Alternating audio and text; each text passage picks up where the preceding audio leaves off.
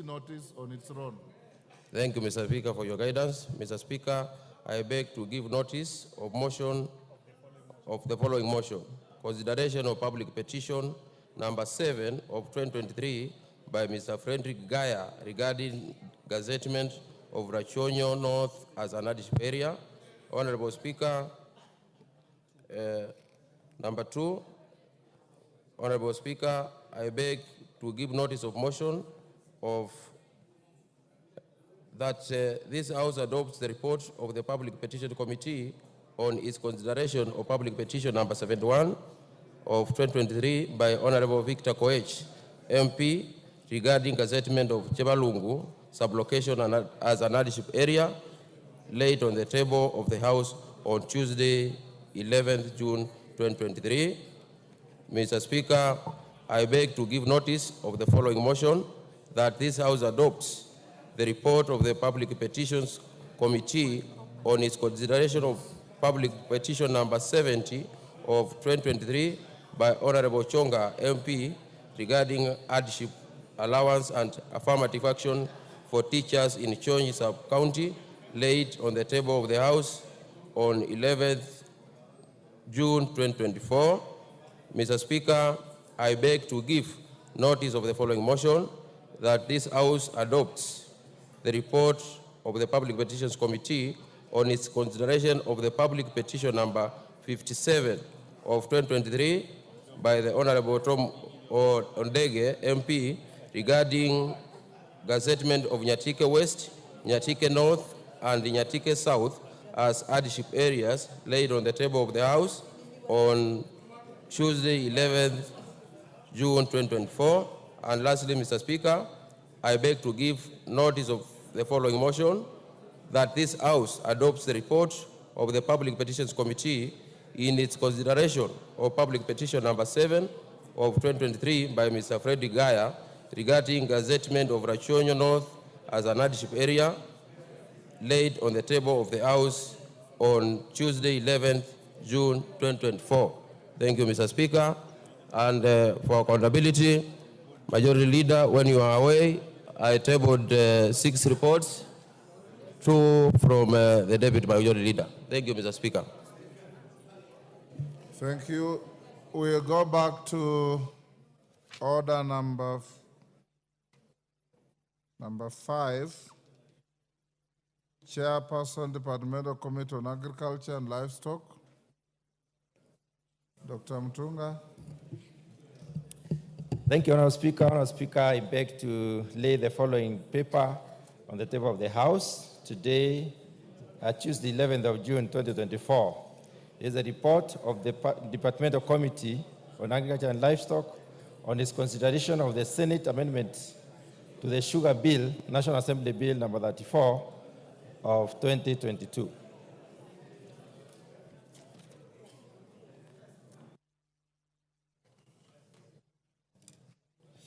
Order number 7, questions and statements. Bagendi, member for Kitutu Church South.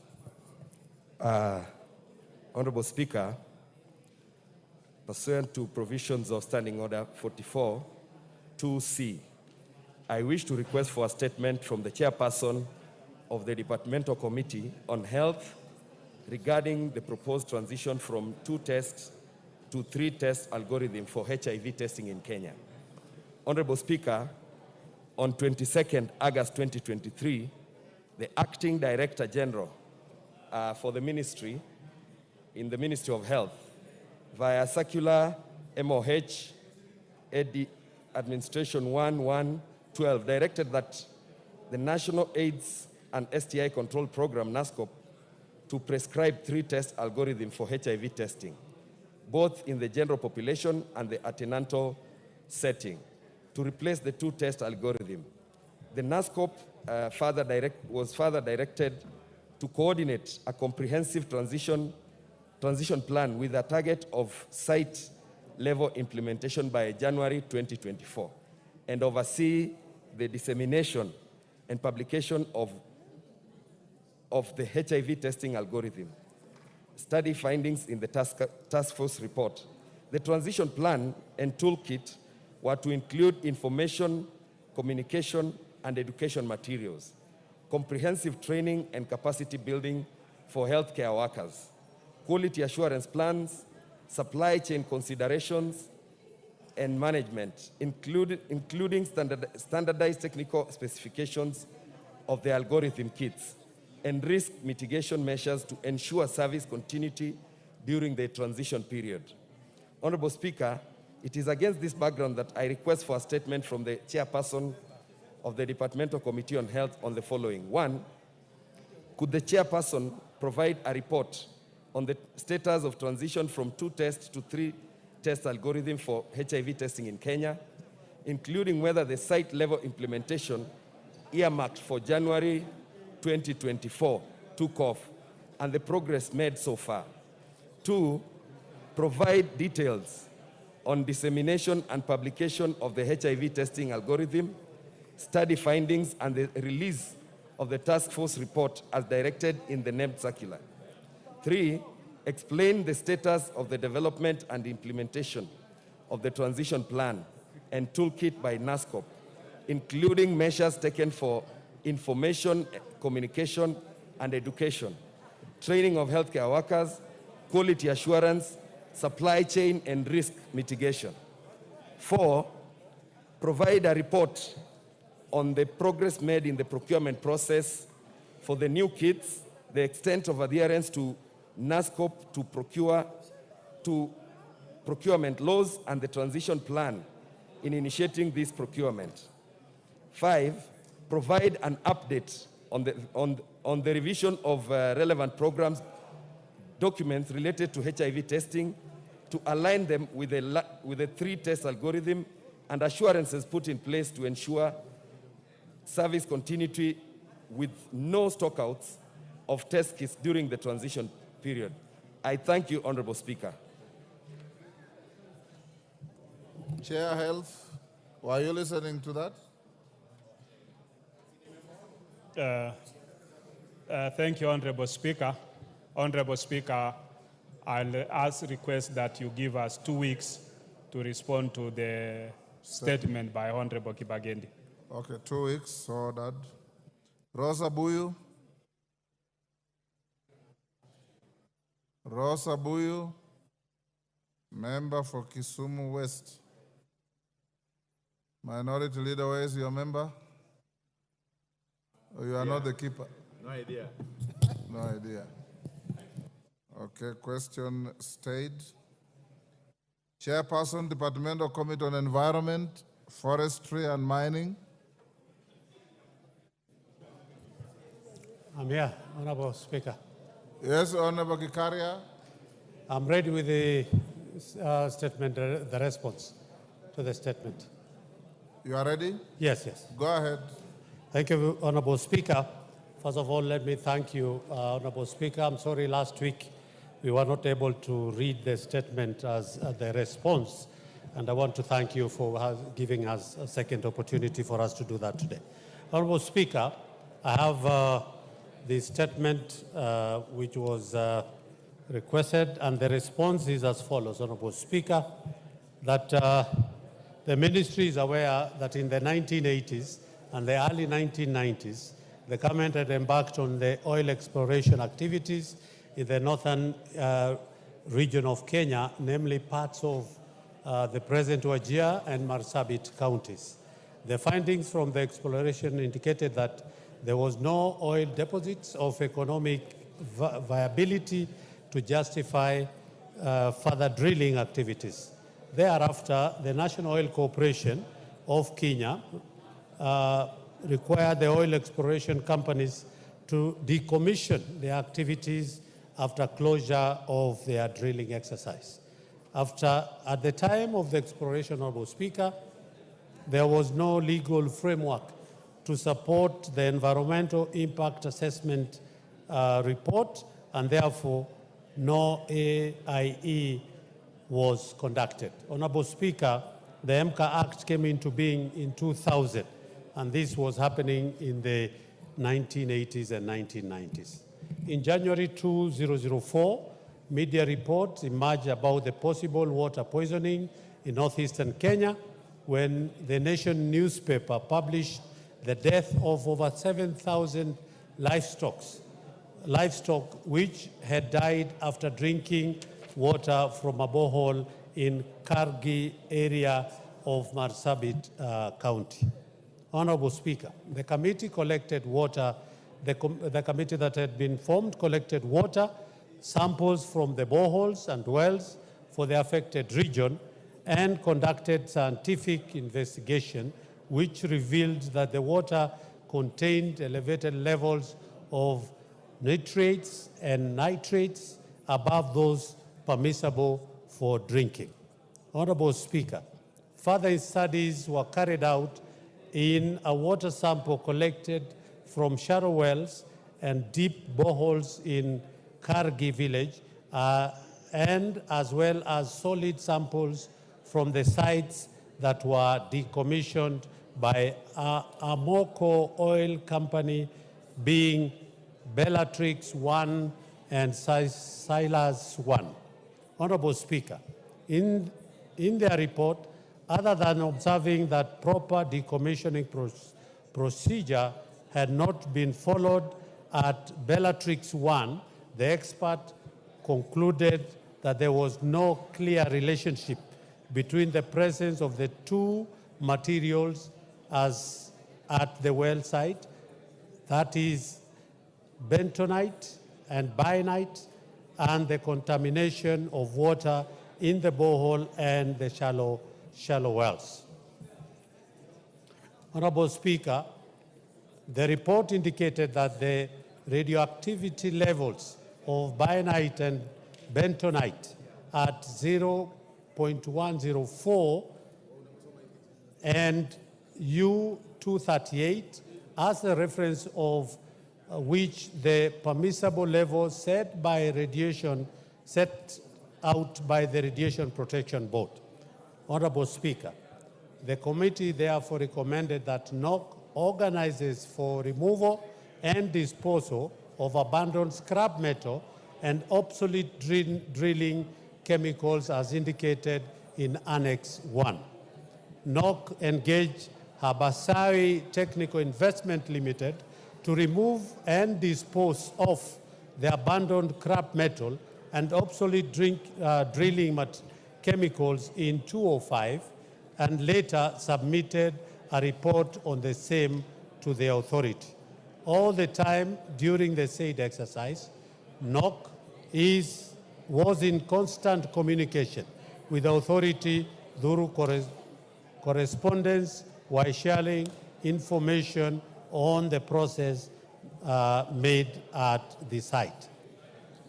Honorable Speaker, the task force collected fresh water from samples from shallow wells and boreholes together with abandoned drilling chemicals for analysis. Their report also concluded that the water had concentration of sulfites, arsenics, nitrites, nitrates above the permissible level for drinking water. The task force recommended short-term action at Kargi to include 1, removal of bentonite at the Bellatrix 1 oil exploration well, provisional alternative sources of water to the locals, and 3, the need to carry out studies on the cancer cases.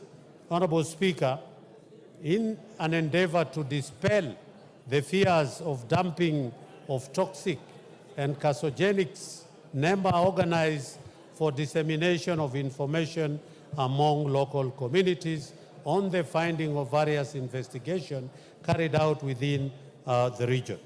Honorable Speaker, NOC carried out detailed assessment of the requirement of disposable bentonite at Bellatrix 1 well, including the estimated cost of works at the site.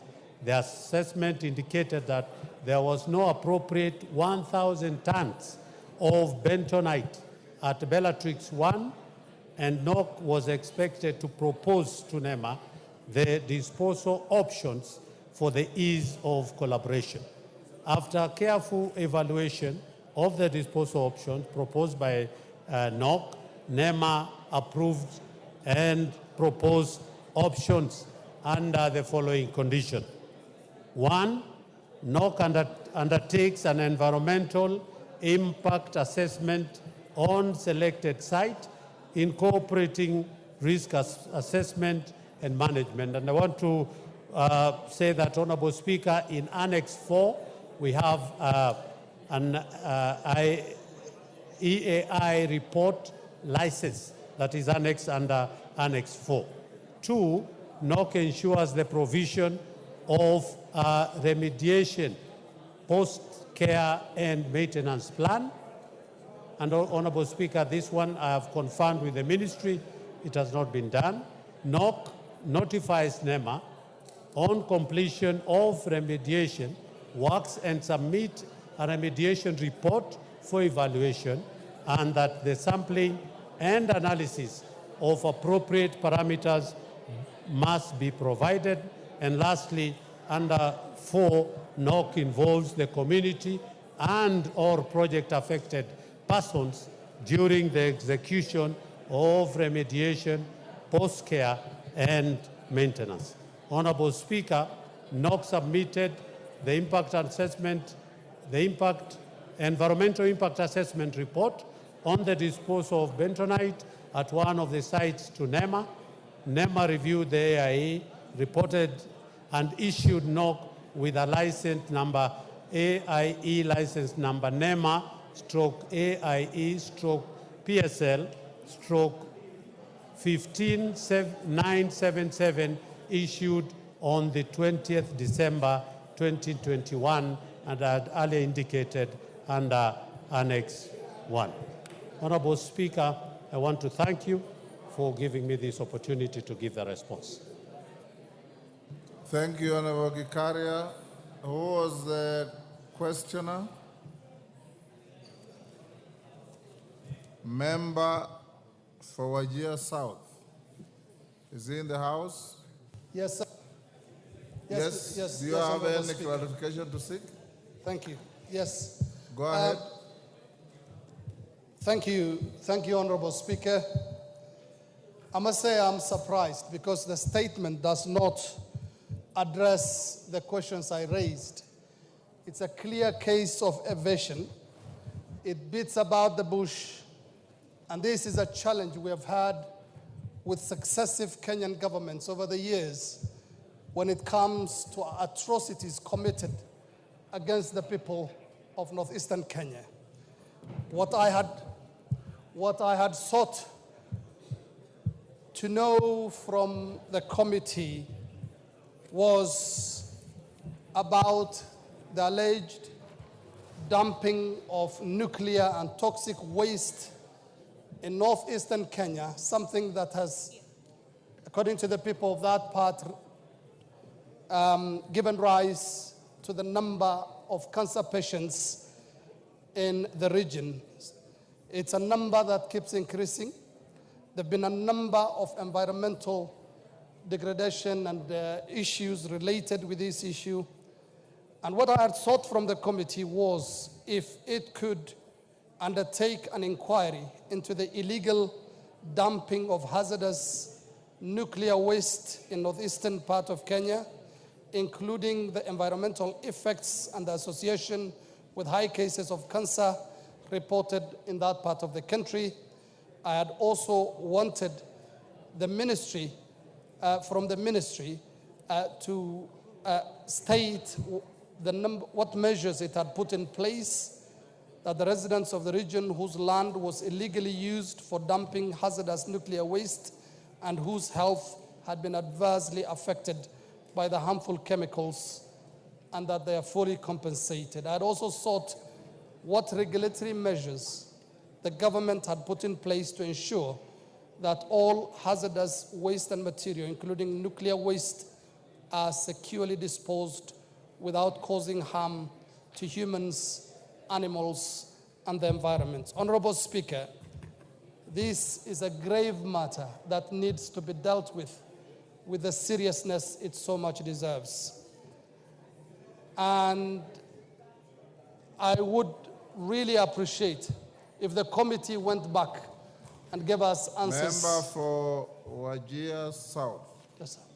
I gave you an opportunity to seek a clarification on the statement. You are now debating your statement. Gikaria?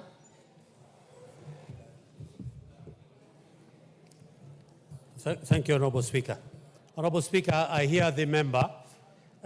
Honorable Speaker, this statement was sought under Standing Order number 44 2C for the purpose of the toxic waste that was dumped in the early 90s, 80s and 90s.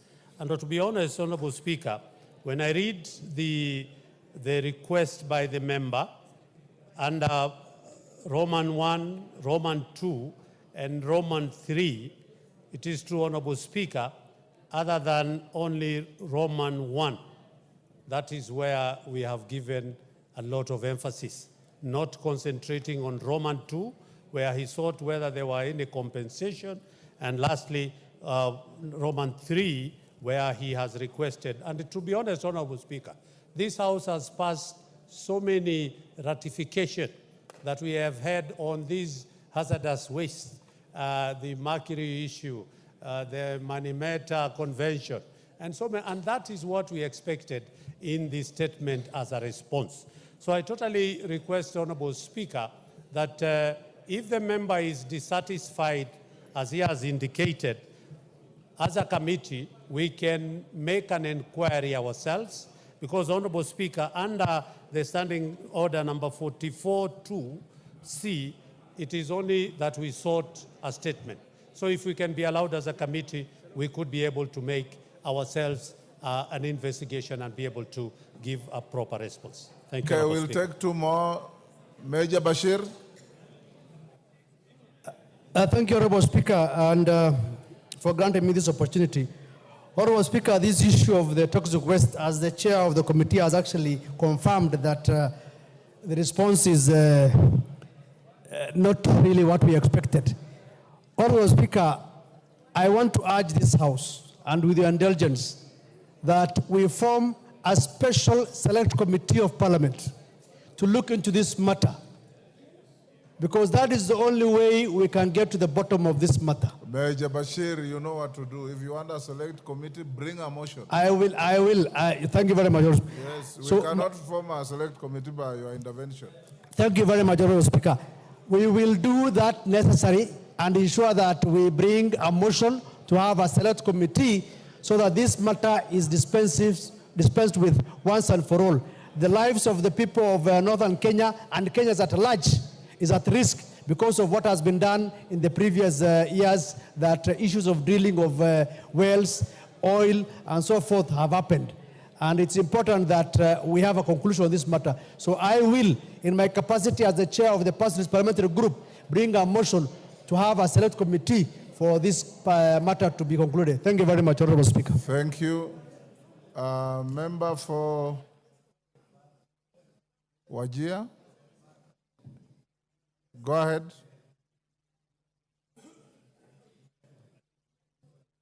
Give the member the microphone.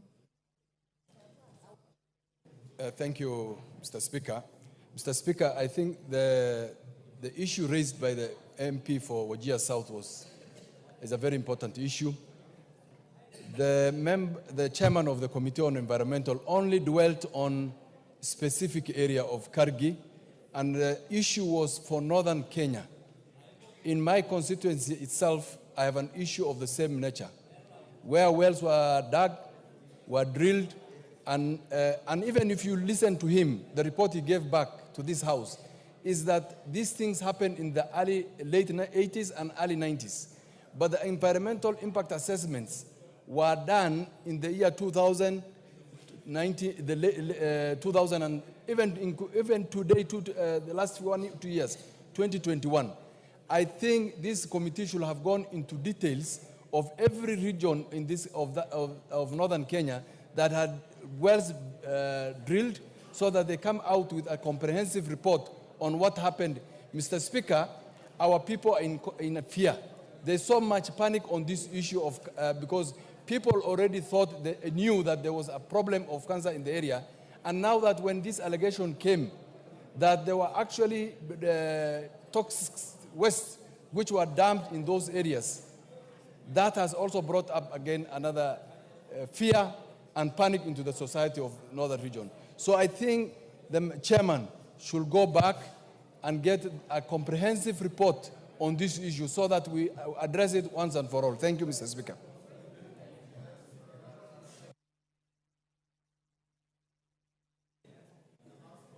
Member Women Rep Isiolo. Oh. Then Farah Maalim. 1 minute, Mheshimiwa.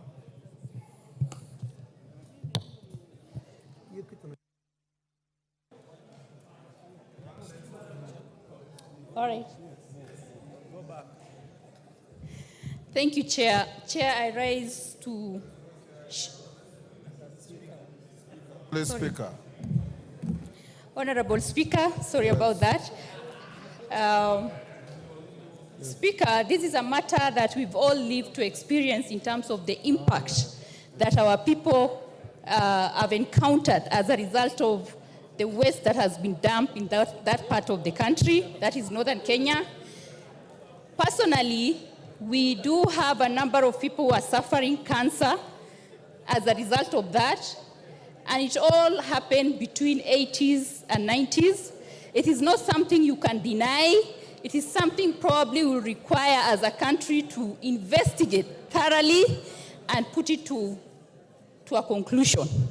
So even if we try to run away from it, we will not run away from this matter. We will keep experiencing burden in our health sector because it continues to affect us every other day. If you look at the number of people who are suffering cancer in that part of the country, it is so much that it should concern everybody in this part of the country, and we get into investigation to get to the bottom of the matter. So, Mr. Speaker, kindly guide us on the same. We are concerned as members of parliament from that part. Thank you. Farah Maalim, the last on that. Give Farah Maalim the mic. Mr. Speaker, thank you very much for giving me this opportunity. Mr. Speaker, I want to add my voice. Mr. Speaker, when we came to this house, me and you, late 1992, as early as 1993, I brought up this matter on the floor of the House. And the most strange thing about this, and I really want to get the attention of my colleagues in this plenary, is that there were American soldiers, in some cases in uniform, who were moving around with drilling rigs, with very big containers that were in what you call vehicles, and everywhere where they were going to do the drilling of a borehole, they literally cordoned off that area. And the impression given is that these people are trying to drill for water to assist the community, but they will drill whatever they're going to drill, they put whatever they were going to put, and they cap it. And then, of course, this epidemic again of people around that place all ending up with cancer cases. Mr. Speaker, this thing has got a serious responsibility. At the time, I remember very well, the Minister for Energy was the late Biwott, Nicholas Biwott. I think there's need for us to get to the bottom of this thing.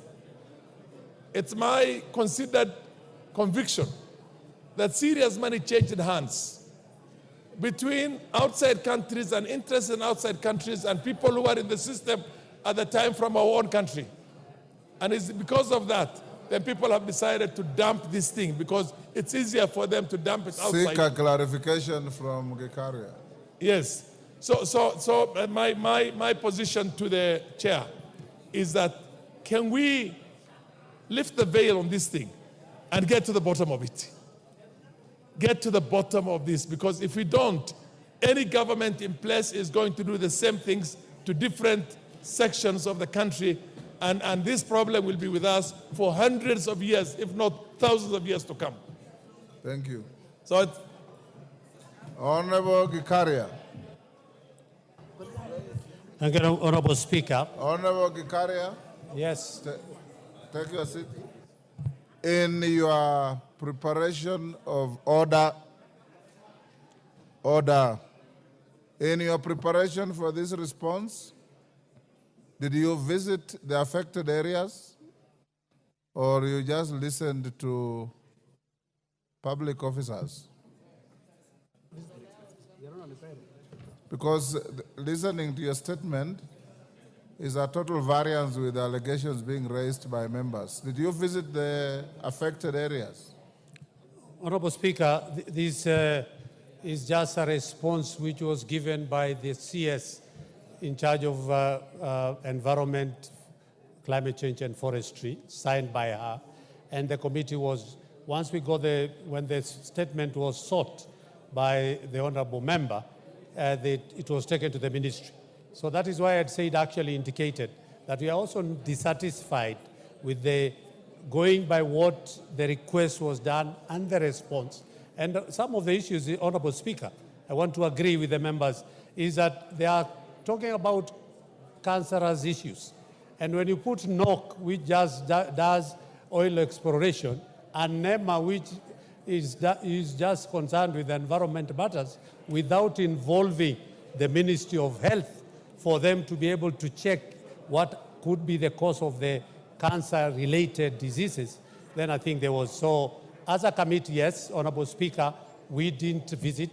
This is just a response from the ministry. So I'll give you direction. Take time and interrogate that statement from the minister.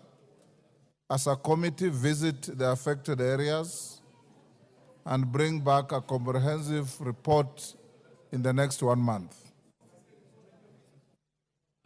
Speaker. Most obliged, Honorable Speaker. Honorable members, before we go to the next order, allow me to acknowledge the following schools in the public gallery. Isiolo Boys Secondary School from Isiolo North, Oshol Academy from Mombasa Nyali, Rubate Secondary School from Igambangombe, Tharaka Nithi, Ngurubani Secondary School from Mwea Kirinyaga, that's in the Speaker's Gallery, and Ngururumo High School from Laikipia West, Laikipia. I have been requested by the member Women Rep for Isiolo to welcome the school from her county, and the women rep, no, the member for Mwea also. So take 1 minute to welcome your students. Thank you. Thank you, Honorable Speaker. It's not here yet. Honorable Speaker, I stand here as the Isiolo County Women Representative to welcome all the visitors here, and especially my boys from Isiolo Boys Secondary School, who are accompanied by their Deputy Principal, Mr. Mohamed Godana. I want to assure them that as a parliament, we are fighting to ensure that we provide the best education policies for all. What we ask all of you is to focus on your education. We need to see a continuous increase in an academic performance in our county, as was recently witnessed from the increase of 90 students to a whopping 264 students to university. My message to them is that never be afraid to ask questions, reach out and get support along the way. I'm proud of what you've accomplished so far, and I believe in you. There is more to come. Never forget that you are the dream of our nation. Thank you, Honorable Speaker. Member from where? Thank you, Mr. Speaker, for giving me this chance to welcome all the students in this house today. In a very special way, I'd like to welcome the students from Grubani Secondary School. Grubani Secondary School, Mr. Speaker, is one of the best schools in Mwea constituency. I want to encourage them to work very hard, and I hope the visit to this house is going to inspire them to return to this house as honorable members, and that they are going to produce serious leaders of this country, because the future of this country is dependent on them. I wish you success, the students of Grubani Secondary School, and I know, like you promised me earlier, that you're going to work very hard in your studies and that you're going to pass with flying colors. I thank you, Mr. Speaker. Thank you. On my behalf and on behalf of the whole House, I welcome the students to the House of Parliament. Additionally, there are the following schools in the public gallery: Anderson High School from Endebess, Trans Nzoia; Samoei Boys Secondary School from Nandi Hills, Nandi; Kiambere Secondary School from Bere South, Embu. I've been requested by the women rep for Nandi County to welcome the students from Nandi Hills and the member for Nandi Hills as well. 1 minute each. Give her the microphone. Thank you, Honorable Speaker. I take this opportunity to welcome all the students who are visiting Parliament, the 13th Parliament, Honorable Speaker, where I'm privileged to sit. And I want to specially invite or acknowledge the presence of Samoei Boys. Honorable Speaker, we call them the Spartans back at home, and they have done us proud. And Honorable Speaker, I want to note that, Honorable Speaker, in our county, we have serious big schools, Kapsabet Boys and the likes. And one school that is seriously growing bigger is Samoei Boys, and it is local, Honorable Speaker. Local, Honorable Speaker, I mean the admissions and the students in that school are 90% local. So this is the pride of Nandi, and we are proud of the Spartans from Samoei Boys High School. I want to wish them the very best, Honorable Speaker. 2 weeks ago, I was in their school, and we were able to speak about so many matters, including and not limited to them doing the best in their studies so that they can be able to become whatever they want to become. So Samoei Boys High School, led by their teachers and the principal, the very able Kimosop, we welcome you to Nairobi, to the 13th Parliament, and we want to wish you the very best from your woman rep. Kitur. Thank you very much, Mr. Speaker.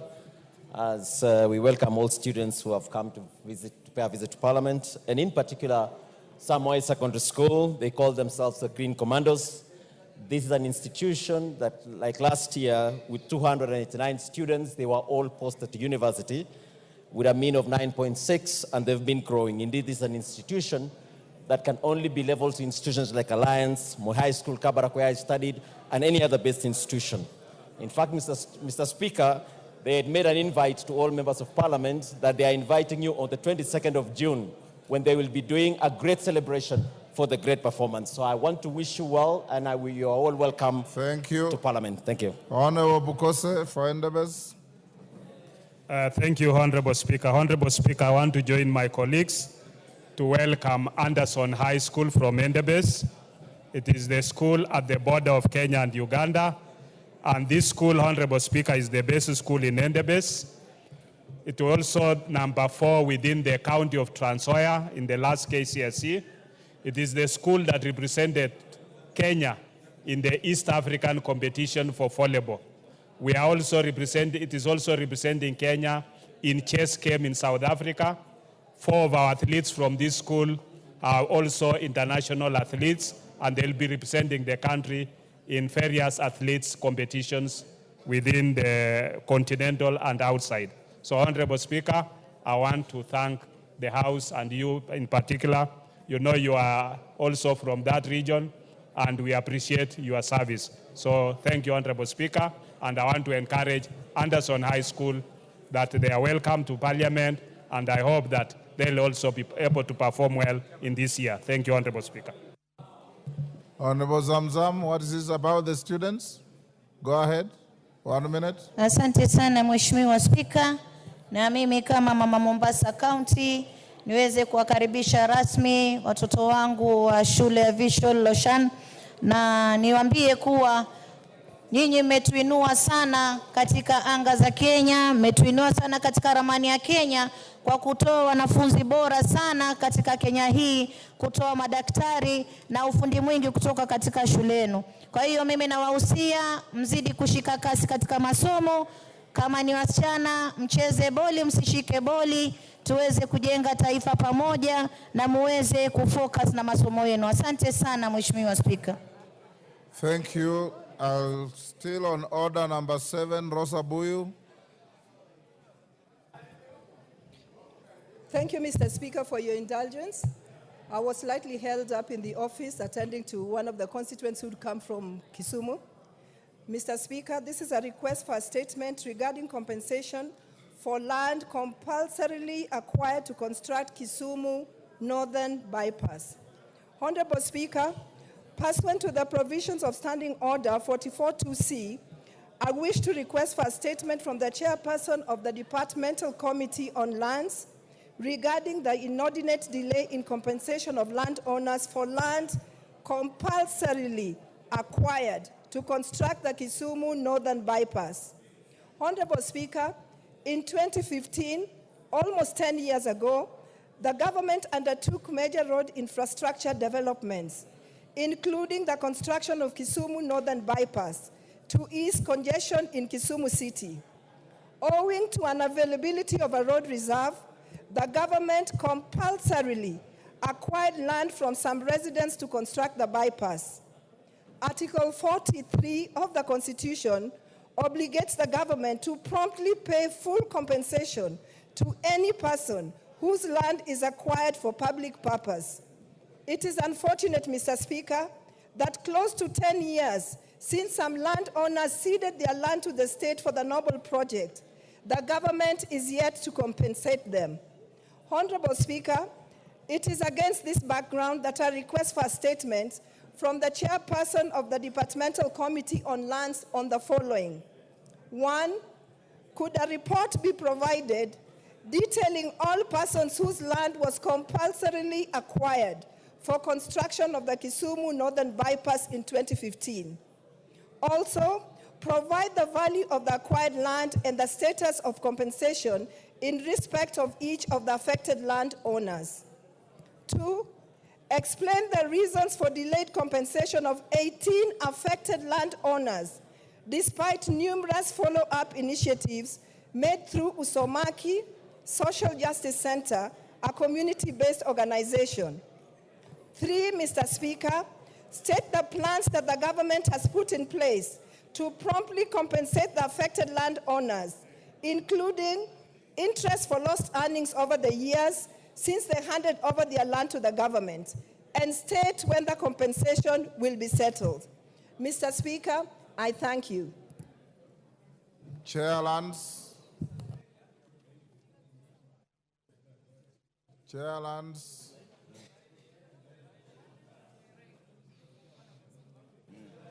Hold Nyamoko. Yes, Jared. Thank you, Mr. Hold on, Nyamoko. Jared, what is it? I thank you very much, Honorable Speaker, for allowing me to joyride on the statement as read by Honorable Rosa Buyu. Honorable Speaker, the situation is actually uglier than she's putting it. When this idea was birthed in the year 2015 to come up with the Kisumu Northern Corridor that joins the airport road to Mambuleo, to Muhoroni, and ultimately Londiani Junction, Honorable Speaker, the owners of parcels along that corridor were forcefully evicted from their homes to create a pathway. Honorable Speaker, it was done under the premise of compensation, which has not happened to this very day, almost 10 years down the line, Honorable Speaker. Honorable Speaker, some of the family members were plugged into other relatives' homes, overstretching budgetary allocations for individual families, Honorable Speaker, with the hope of getting compensation at the end of the day. 10 years they have been waiting. Those families got tired with the family members and relatives, and most of them do not actually have where to stay because their boards were demolished by the government. Honorable Speaker, even as the Chair Lands Committee undertakes to carry out a comprehensive investigation that will lead to compensation, we ask that this is expedited. Otherwise, we are losing lives as a result of frustrations and depressions by these families. Thank you. You made your point. I thank you. I thank you. Chair Lands, when can you bring the response? 2 weeks? In the next 2 weeks, Mr. Speaker. For that, thank you. Next order. Order number 8, the Statute Law Miscellaneous Amendments Bill, National Assembly Bills number 67 of 2023. Resumption of debate. Honorable members, before we resume the debate, at order number 10, when we go into the committee of the whole, we have consideration of Senate amendments to the National Rating Bill, National Assembly Bill number 55 of 2022, and the Kenya Drugs Authority Bill, National Assembly Bill number 54 of 2022.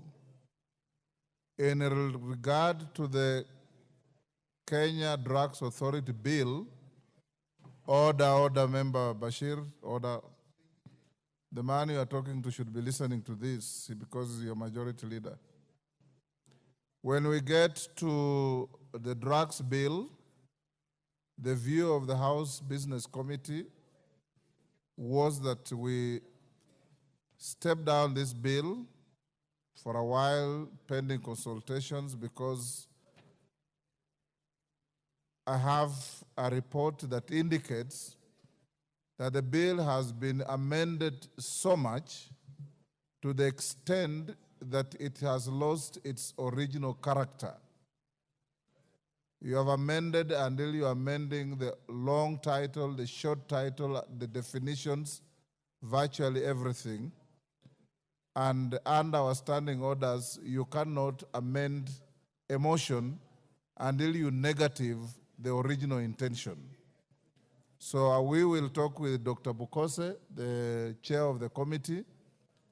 If we are satisfied that the amendments are so far reaching us that they have altered the intent and the character of the bill, then Dr. Bukose may be advised to republish a fresh bill to capture what the amendments are looking for. That is the law, both in our jurisdiction and in comparable jurisdictions around the Commonwealth. Next order, it's been called out. Who was on the floor? Honorable Njendi Malulu, you have 5 minutes. Thank you, Mr. Speaker. Mr. Speaker, I wanted to continue by saying that this particular amendment was even opposed by the Committee on Energy. It was also opposed by the ministry itself through a letter that was sent to the National Assembly. Mr. Speaker, the committee recommended that this particular agency, NUPEA, should be adequately funded. It also said that it recommended that the committee, this agency should continue discharging its mandates as required in Section 56 of the Energy Act. So, Mr. Speaker, I oppose this based on those facts. However, Mr. Speaker, after I developed keen interest in the main act and also the amendments, I found that Section 54 of the Energy Act of 2019 that establishes NUPEA, there was no any amendments on this particular section in regard to what was said on the floor by the move of the motion. And as much as the memorandum of objects and reasons indicating the winding up of this agency, Mr. Speaker, we look at the amendments that are there in the miscellaneous amendment bill that is on the floor. We don't have any amendments to that effect. So this leaves me even wondering why this was mentioned by the mover and it appears in the objects. I mean the memorandum of objects and reasons, and yet the main amendments do not reflect what was actually argued by the mover. Mr. Speaker, as I had said earlier, that was the only one that I was opposing in terms of amendment. Otherwise, I was in support with the rest of the amendments. And particularly, I'm impressed with the amendment that includes KPLC in the membership of REREC. Mr. Speaker, this will ensure effective collaboration between REREC and KPLC, because we've had a lot of challenges on the ground, in the field when it comes to lighting in our villages, in our constituencies. Mr. Speaker, we are aware REREC is really doing a good work in terms of last mile installation in our villages. What we have noted is that because of the disconnect between KPLC and REREC, the REREC does the installation of last mile, identifies homesteads, identifies houses. It actually constructs a power line up to the point of a transformer. Mr. Speaker, what usually happens after commissioning by REREC and handing over this power to Kenya Power, it can take 6 months, it can take 2 years or even 3 years before Kenya Power actually does the metering in homes. This, Mr. Speaker, results into a lot of complaints. It results into a lot of vandalism of property that belongs to Kenya, to REREC, so that at the end of the day, when the meters normally come, you find that Kenya Power or REREC is spending further in terms of repairing and purchasing the property that was destroyed. Mr. Speaker, also, this will enable us not to lose any opportunity in terms of using the power that is normally at our doorsteps, and yet because of lack of metering, we don't enjoy it. Mr. Speaker, also, we've had a lot of challenge that after we have, REREC has installed the transformer, powered the transformer. When it takes time to install, to put meters in people's homes, unscrupulous contractors normally come and start laying illegal lines, so that you find many other homes have been connected outside the 600-meter requirement. You find that when the time comes for metering now, we have also a problem now, conflict, and then an MP is involved, household complaining that how come I have a meter and I've not been connected to the power line. So I support all these except this particular one of winding up NUPEA and transferring resources of NUPEA to the Ministry of Energy. Thank you, Mr. Speaker.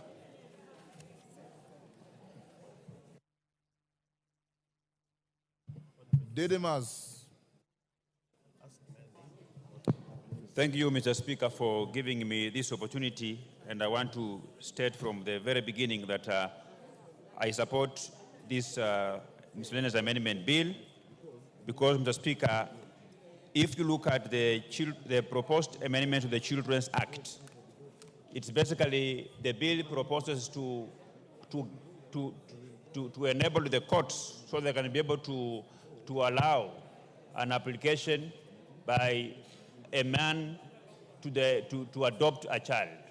You understand, Mr. Speaker, that in this country there are very many men who are single-handedly taking care of their families, and they should be allowed to adopt a child, Honorable Speaker. With regard to the Copyright Act, Honorable Speaker, it is important that there are very many artists or content creators in this country. They should be remunerated from the same level, and we must have some clear management in terms of what the Copyright Board will follow to ensure that there is equity and fairness insofar as sharing the royalties is concerned, Honorable Speaker. And also, the amendments number 1 of 2015 to the Scrap Metal Act of 2015, Honorable Speaker, it is a very good amendment because it's going to protect the very critical infrastructure in the energy sector in this country that have been suffering from people who vandalize, who steal transformers, who steal cables, so that for you to deal with copper and aluminium, you must have a special license, which I am sure it will undergo some type of vetting, so that a farm, before a farm is given a license to begin to deal in scrap copper and aluminium, they must demonstrate where they are getting those copper from, not to be the ones that are vandalizing the copper in this country, Honorable Speaker. Basically, Honorable Speaker, these miscellaneous amendments is just to cleaning up various statutes to realign them with our constitution and the very many changing policies in this country. And it's a good thing that we are going to move forward, Honorable Speaker. Honorable Speaker, the essence of these miscellaneous amendments is that, you know, Kenya as a country is run on policies. And when a government implements a policy or a law, we have a team of government, both in government and outside government, that have a responsibility of monitoring and evaluating how those policy and those amendments, those laws, statute laws, are either beneficial to the country in terms of how much budgetary allocations they are receiving, how much value that the Kenyans are getting, and as a country and as a house, we have a responsibility to either terminate those various policies or rather improve them so that the Kenyan people can continue to get a benefit of these very many laws, Honorable Speaker. Honorable Speaker, even as I support these laws, we must be aware that at times these miscellaneous amendment bills can be brought in to misuse. But I've gone through this document and I can confirm to this House that each and every proposed clause has beneficial to this country. And once these amendments have been approved, this law will go a long way into ensuring that the Children's Act is properly beneficial to the country. The Copyright Act goes ahead to benefit the very many artists and local contents in this country. The scrap metal that has always been a bit misused, Honorable Speaker, by vandalizing bridges, guardrails, by vandalizing electrical power lines, is not going to continue happening again, Honorable Speaker. So I will support even the Fisheries Management and Development Act is also going to ensure that the fishing, that is one of the key economic activities for majority of Kenyans, benefits people who engages in that trade, Honorable Speaker.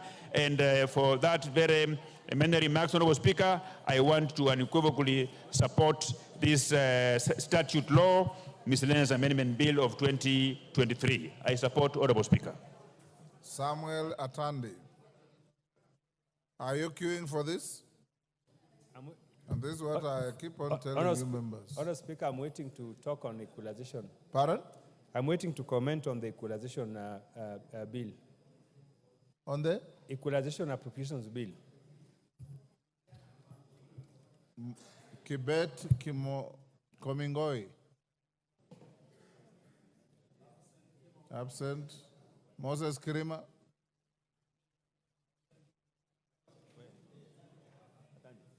Honorable Kaluma. Thank you, Honorable Speaker. Honorable Speaker, I support... Just before Kaluma, you go on, Clerk, can you wipe the screen? And those who want to speak to this motion, this bill, put in your requests. I see Thuku Kwenya, I see Samuel Atandi. You've changed your mind. Then remove your card. Okay. Yeah, Honorable Speaker, thank you for the opportunity to address the matter of this bill. Honorable Speaker, I support the proposed amendments to the Judicial Service Act, just as I also support the proposed amendments to the Parliamentary Service Act. Honorable Speaker, I support these particular provisions because the mandate of these particular commissions are in the Constitution. The Parliamentary Service Commission has to deal with matters of facilities and welfare for members. We've had situations in the past, Honorable Speaker, where sister commissions are encroaching into the mandate of the Parliamentary Service Commission. And I support this particular amendment because it would make it clear those matters which the Parliamentary Service Commission and the Judicial Service Commission should be dealing with. Honorable Speaker, we must remember there is a good reason as to why we have a Parliamentary Service Commission for this arm of government, and then we have a Judicial Service Commission for the other arm of government. We need those commissions to protect these two arms within the areas of their constitutional mandates. But, Honorable Speaker, I oppose amendments proposed to the Children's Act, as I do also the amendments proposed to the Adoption Act. Honorable Speaker, it is proposed to amend the Children's Act to delete Section 184, subsection 4. And Honorable Speaker, just to put the Parliament in good light, let me read what Section 186, subsection 4 deals with. Honorable Speaker, the subject under Section 186 is the matter of who may apply to adopt a child. Who may apply to adopt a child. At subsection 4, it says the court shall not make an adoption order in favor of a sole male applicant, unless the applicant is a blood relative of a child. We are proposing to delete this provision to allow any male applicant, even if not related to a child, and in spite the gender of that child, to adopt a child. Honorable Speaker, that is a very dangerous amendment proposition. Why would I, as a male person, seek to adopt a child I'm not related to, and I'm not living with a female? Number one, what am I to do with the child if there is no distinction, Honorable Speaker, as to the gender of the child? Honorable Speaker, I'm addressing a proposed deletion of Section 186, subsection 4. A very dangerous proposal, Honorable Speaker, coming through this statute law miscellaneous amendment. And Honorable Speaker was explaining that when you read Section 186, Honorable Speaker, it is at page 1815 of the bill. 186, subsection 4, proposed to be deleted. At that page, it says the court shall not make an adoption order in favor of a sole male applicant unless the applicant is a blood relative of the child. Honorable Speaker, we know what it takes to take care of a young child. How can a male person who is a sole male person, not in marriage, not with any other person, adopt such a child? And we are not talking about the gender of the child. How can I be allowed to adopt a child I'm not related to, who is a girl, and I go with this child? Honorable Speaker, I want to say this provision is very dangerous. And I wanted to say, Honorable Speaker, that we took a lot of thought into the current Children's Act. And we had very good reasons to have this provision. We could risk children to defile us. Order, Honorable Kajwang. Stop cheering. Go on. Honorable Speaker, you could have people who are not related to a child. We have not specified even the gender of the child. These people can mess up a child beyond measure and beyond the control of the court. And Honorable Speaker, I wanted to ask the members that there is a good reason as to why we prescribed the subsection 4 of Section 186, which is sought to be removed. We oppose this one. Number two is that this particular provision, Honorable Speaker, is quite substantive to be considered, casually within the context of a statute law miscellaneous amendment bill. Honorable Speaker, at Section 186, subsection 6F, Honorable Speaker, you'll again see at that same page 1815, the deletion being proposed. And Honorable Speaker, this is very serious. I wished particularly our county members of parliament would look at these provisions. Very critical for the family. Honorable Speaker, this deals with adoption of a child. And the provision which is sought to be removed at 6F says, the court shall not make an adoption order in favor of an applicant or joint applicants if the applicant or joint applicants or any of them is a foreign applicant except where the applicant is a biological relative of the child. What is the problem with that provision? It is protecting our children. Honorable Speaker, we've had cases of child trafficking. We've had cases of organ harvesting, sourced from children being moved from jurisdictions to other jurisdictions. We have cases of child pornography. I mean, how do you want to delete a provision which is securing our children from foreigners unless they are biological relatives? What protection do those children have after they are moved out of jurisdiction? Honorable Speaker, these are very fundamental provisions. And I wanted to say that if we are dealing with the provisions of Article 53, particularly the rights of the child as protected under Article 53, if we read it keenly, we cannot delete these provisions proposed. And an honorable Speaker, on these two proposed deletions, I'm opposed. Otherwise, I support every provision, even though they are substantive. I thank you, Honorable Speaker. Kwenya Thuku. Kwenya Thuku is in the house. Thank you. Yes, Kwenya. Thank you, Mr. Speaker, for this opportunity to contribute on this miscellaneous amendment bill. And Mr. Speaker, from the onset, I am in support of some of the amendments herein, but I also want to give my thoughts in a few as far as I'm concerned and the feel of the people of Kinangop. Mr. Speaker, I want to support from the onset the inclusion of Kenya Power and Lighting Company in the membership, to be in the membership of Rural Electrification and Renewable Energy Corporation. We have had issues of electrification in our constituencies, Mr. Speaker, and once work is done by REREC, there have not been proper transition from REREC to the body now that takes charge of the power lines and serves our people with electricity. Because of lack of proper, the lack of proper transition is because Kenya Power is not represented in the board of REREC. And therefore inclusion of KPLC in the same, that would be a step in the right direction.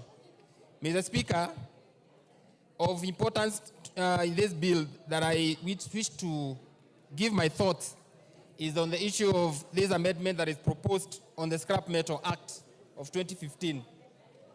Mr. Speaker, I see a lot of mischief in this bill. Reason being, we are proposing, or there's a proposal that scrap metal dealers, and especially those dealing with copper, aluminum, and copper and aluminum alloy, to have special license to export copper, aluminum, and the two combined. And Mr. Speaker, this should worry everybody. One of the biggest issues that we're dealing with today is transformers vandalism. Vandalism as far as extraction of copper is concerned, because we know they are pricey. And Mr. Speaker, we all know that the Republic of Kenya, we do not produce copper. And therefore, why are we licensing people to deal with copper? I think the best thing to do, Mr. Speaker, is to ban the export of copper completely and leave that business to the two entities that have been mentioned here, the numerical machining complex, and Kenya Shipyard. So that then if there are any scrap metals as far as the two metals are concerned, then they are consolidated, they are smelted, and therefore have billets that are under the custody of the two public entities. Then they can be auctioned in public, Mr. Speaker, as opposed to giving special licenses. And actually, this is now being left to the hands of ACS, who now will decide who to issue these licenses to. And therefore, Mr. Speaker, we may be forming cartels that are going to be responsible of vandalizing our transformers, and this is a challenge that we've been having every year. I had a conversation with one of our officers in REREC, And actually, they brought my attention on this issue, Mr. Speaker. And because we represent people and we know the kind of losses that this country is running into because of this illegal, or maybe let me just say legal trade, whereby we have licensed vandalizers. Mr. Speaker, I am opposed to this amendment, and in fact, I am going to bring up amendments that are going to delete any form of licensing of scrap metal dealers and in as far as copper is concerned, because we do not produce the same, and therefore exporting the same would be a question that we need to answer as a house. Let us leave this to the two public entities that have been mentioned in this bill to deal with the consolidation of the same and maybe selling the same in public auction. Otherwise, Mr. Speaker, I support anything else that is in this bill, but on that one, I'm opposed and I'm going to bring an amendment. Thank you, Mr. Speaker. What is the point of order? Mr. Speaker, something troubles me. You know, bills come before us, we process them in second reading, and it would appear as though the normal situation is to pass bills.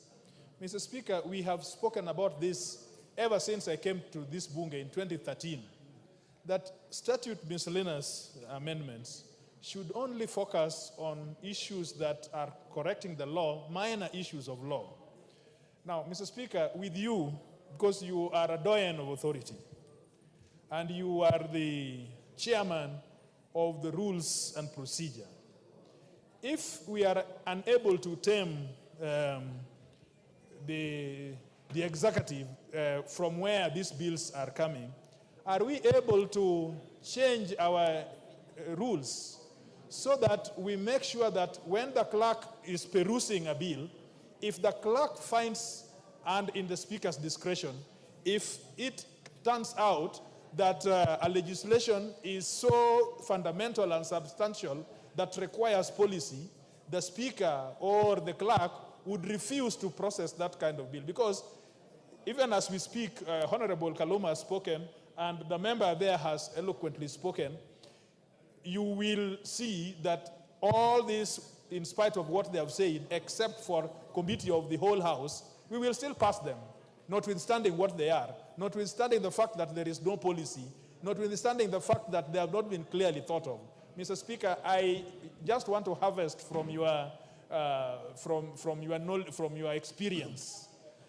Is it possible that your committee, the Rules Committee, we could come up with a change of the standing orders? Because presently, nothing like that appears. Thank you. Bring your petition to the Rules Committee to be looked out. I have no reason to believe that this bill will go through or not until you vote. So we leave it there. Bring a petition to look at it. Thuku Kwenya. Let me summarize, Mr. Speaker, by saying I am opposed to this amendment. I am going to bring in further amendments so that then we align and make sure that there's no trade that is going to happen in this country in as far as exportation of copper is concerned. Mr. Speaker, I support with reservations. Zamzam Chimba.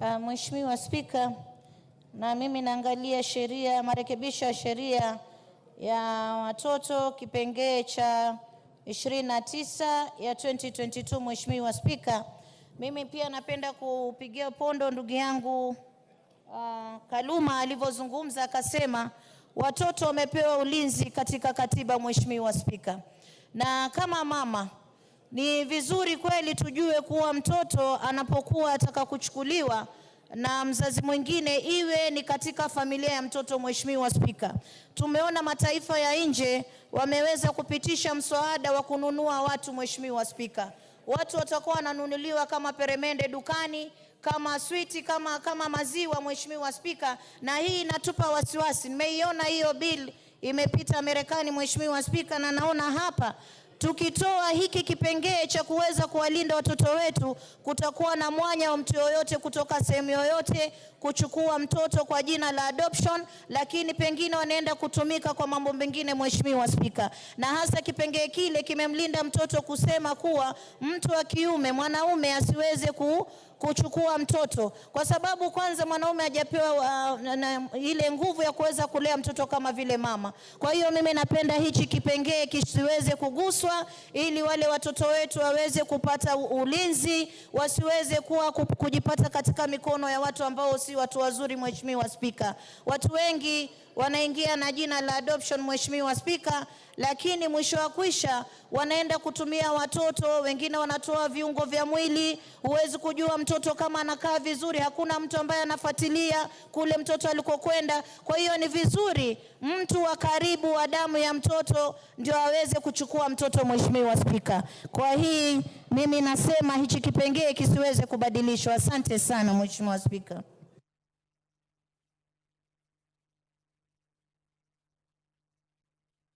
Marwa Kitayama. Mheshimiwa Spika, ingawaji nilikuwa nataka kuchangia kwa hoja ambayo inafuatia, lakini Mheshimiwa Spika, ni wazi kwamba kuna matatizo. Kama hizi ile ulitaka, yield the floor to somebody else. Well guided, Mr. Speaker.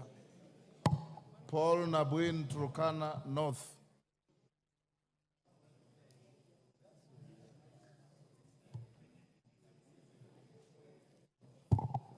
Speaker, I wasn't keen on which one was coming through.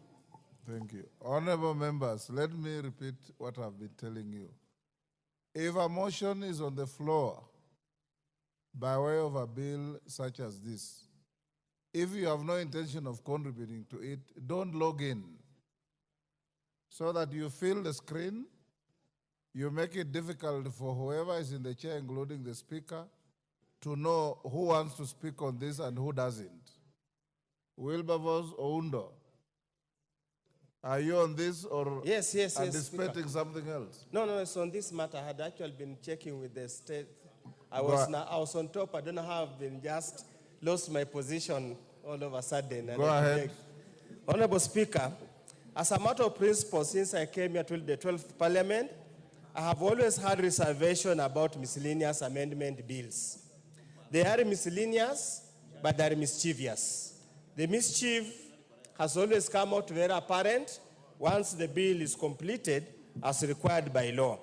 Honorable Speaker, the bill, as published, has got very fundamental amendments to the law, and some go to the core of the various bills of rights under the Constitution of Kenya, and therefore should not actually meet the threshold of a miscellaneous bill to rectify minor changes. Honorable Speaker, let me start with the Children's Bill, Children's Act, amendment to the Children's Act. Honorable Speaker, which proposes to delete Section 186(4) of the Principal Act. Honorable Speaker, I totally oppose, and I oppose it on various grounds. Number one, the way Section 4 is styled gives some kind of protection against child abuse. Honorable Speaker, ordinarily, child abuse is not invariably, in many cases, perpetuated by male. Honorable Speaker, allowing the courts to allow a single man, or a single applicant, a sole applicant who is a male, to adopt a child, regardless whether it's a relative or not, is indeed a precursor for abusing that particular child. Honorable Speaker, I cannot fathom why a drafter would want to do this and put a Kenyan child in harm for purposes nobody understands. So, Honorable Speaker, I stand to oppose, and I will indeed, that particular law, make amendments accordingly. Honorable Speaker, when we go to the Scrap Metal Act, the amendments are long overdue because of the issue of critical national infrastructure. And indeed, the definition of critical national infrastructure has been inserted and expanded, Honorable Speaker. Many of us suffer, many Kenyans suffer, vandalism of the railway line, vandalism of the guardrails, vandalism for electrical installation, and all those kind of things. Styling them as national critical infrastructure and barring their trade other than designated state agencies is the right way forward. But Honorable Speaker, we again conversely introduce the issue of monopolistic practices in the market. Probably in the wisdom of the Committee of Energy, we need to find it in such a way that the Cabinet Secretary can license any competent national agency, state agency, sort of restricting to only the two, Numerical Machining Complex and Kenya Shipyard Limited, Honorable Speaker. Honorable Speaker, when we look at the amendments to the National Employment Authority Act, it is sad reading, Honorable Speaker. Sad reading in two senses. Honorable Speaker, in this bill, we perpetuate the old stereotype that a job must be one where somebody is formally employed. And that's why now we are introducing a job seeker instead of what was there as a youth. A job seeker, Honorable Speaker, therefore it means even a 70-year-old person could still be categorized as a job seeker. That will defeat the essence of the National Employment Authority Act, which focus was on the youth. Even, Honorable Speaker, when you read the other provisions, then by changing of the word from youth to job seeker, you defeat the amendments contained in clause 2, or dealing with section 37, which says the authority shall establish incentives to reward a private institution that employs Kenyans within 6 months of completing the certificate or undergraduate studies and who do not possess more than 5 years experience. Honorable Speaker, inevitably those are the youths. They're the ones who are in active training. So, Honorable Speaker, if you introduce the word job seeker, then you expand the application of this incentive to anybody else. And Honorable Speaker, again, the danger we are creating here, we are again perpetuating that a job seeker must be in so quotes, must have a written job. Yet, under Vision 2030, MTP3, and as expanded MTP4, a job does not need to have been a formal employment. You can run your own job. You can run your own self-entrepreneurship. You do not have to be a job seeker. We are stereotyping the old mentality that a job is a white-collar job. And that's why we're looking at the publication definition of a job seeker. We will move to amend that particular to erase any focus, any reference to a job seeker, to probably retain the youth or those whose job are in such a way they require a certain kind of a job. Honorable Speaker, the amendments under the Energy Act are progressive and good. However, Honorable Speaker, there's a provision that says any vessel that is used to convey the vandalized or stolen equipment or appliance referred to in subsection 1 shall be forfeited to the state. Honorable Speaker, there are forgeries, there are car thefts, there is misuse, there's where unauthorized use of the motor vehicle. Why would you punish the owner of the motor vehicle for reasons that he does not even know? And I give an example, Honorable Speaker. Last year, there was a contractor who brought material. Some people came to see the material. The vehicle they used was a stolen vehicle with forged number plates. Honorable Speaker, probably we need to put a provision that as long as whoever the owner of the vehicle can prove that he did not authorize for the use of that vehicle. Finally, Honorable Speaker, allow me to make a comment on the Parliamentary Service Act and the Judicial Service Act. And this, we are trying to legislate, Honorable Speaker, matters that could have purely been administrative of nature. If it wasn't for intransigency of Salaries and Remuneration Commission, we would not have gotten to this level. This is now, we epitomize misuse of powers conferred to any particular state agency in either in the Constitution or an Act of Parliament. The CRC, to the very embodied a layman's understanding and even a lawmaker's understanding, was basically to deal with salaries. The basics of mileage, basics of sleeping allowance, basics of daily allowances should surely be such mundane matters that a board of such content provided from the Constitution should not go into this. But we are forced to legislate this because CRC has become rogue, so to speak, has usurped power beyond the powers that was. Honorable Speaker, as I conclude, miscellaneous amendment bill is always a mischievous amendment, so that they will less focus on particular important matters so they get through. But I want to urge my colleagues who are here, the amendments and the Children's Act are extremely dangerous.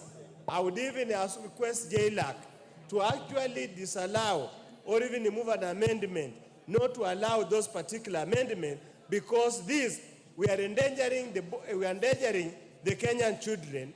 We are allowing the Kenyan children to be in the hands of abusers, people who are going to abuse these children, regardless of relationship, whether blood or not. Honorable Speaker, with those few remarks, I support the bill, but with reservations that will move in the committee of the whole House. Thank you, Honorable Speaker. Thank you. Member for Narok East, Honorable Aramat.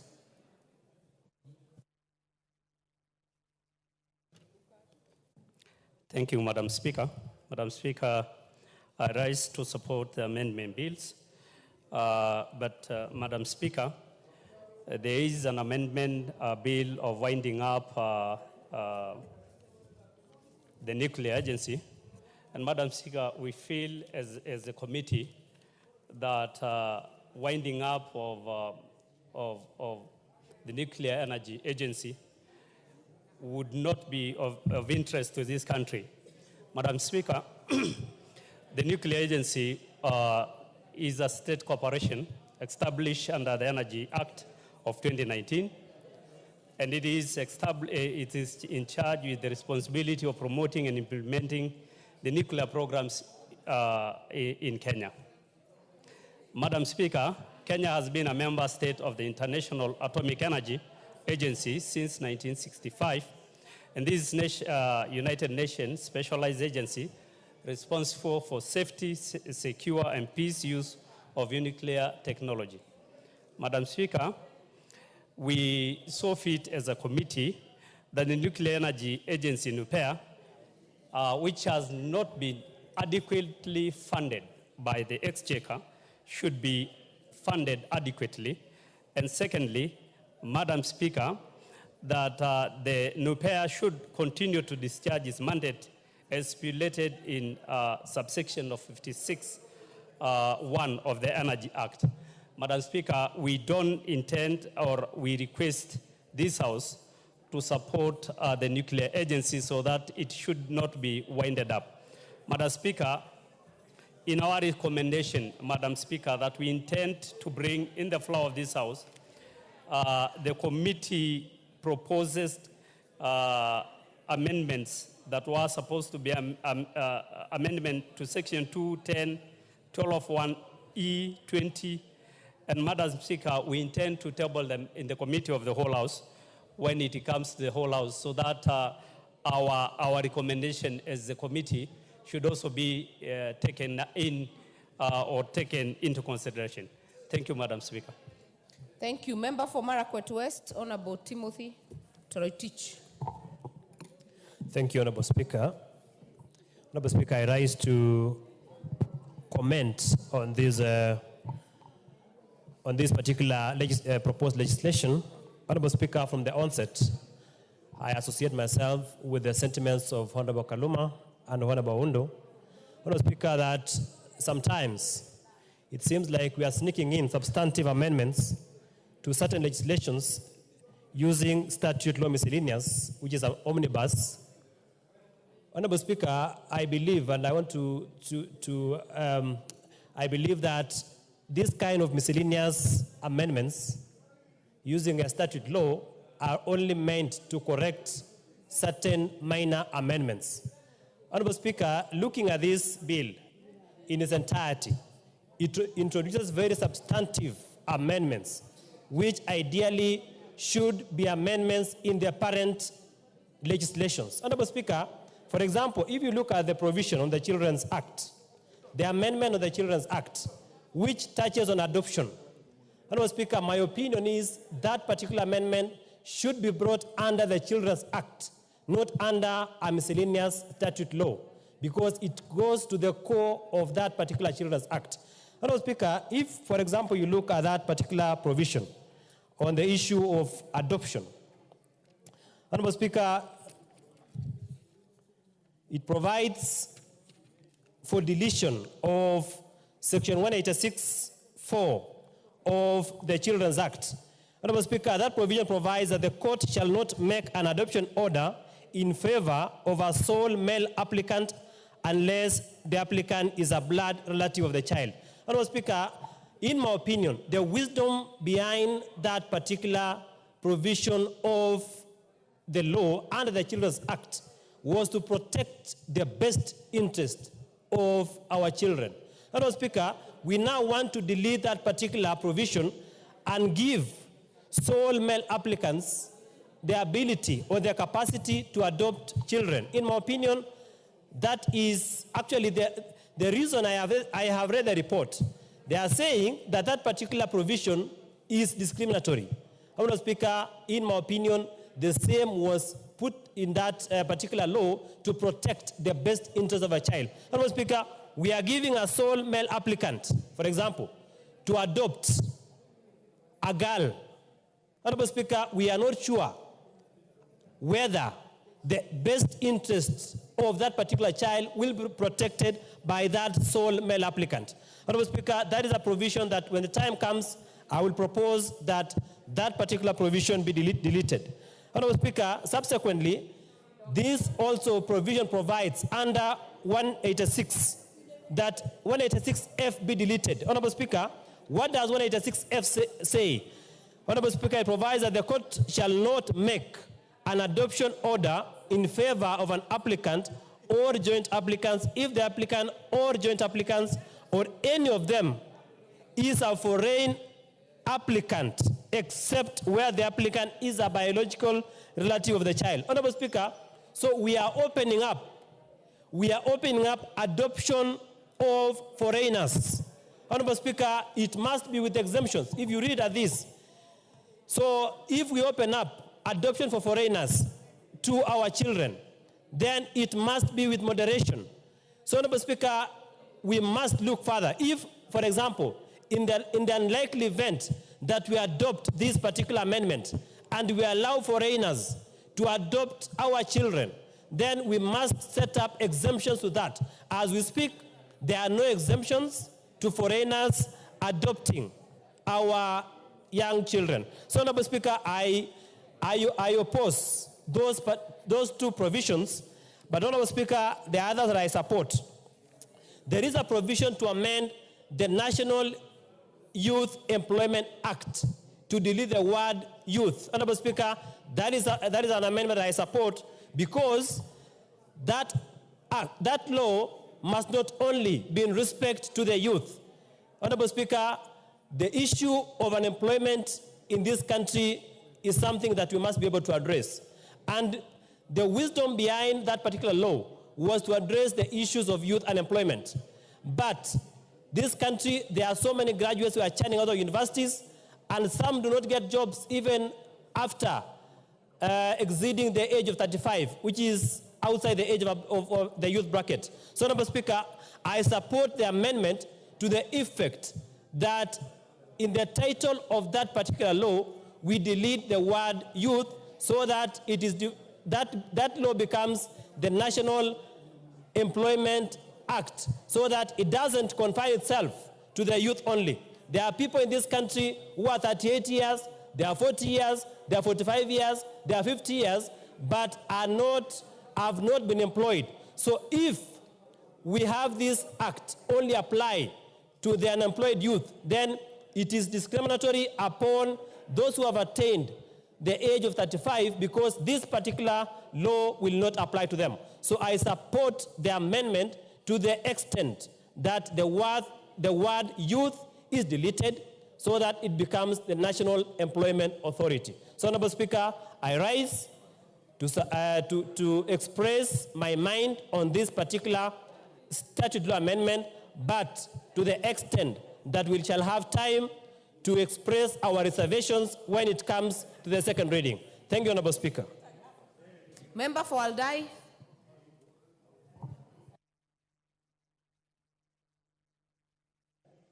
Thank you, Madam Speaker.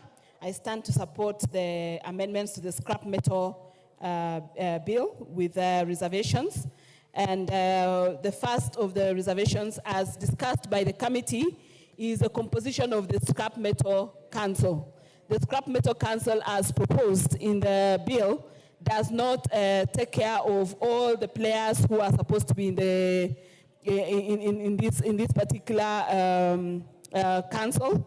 For example, this composition does not have, for example, the Ministry of Trade, Industry.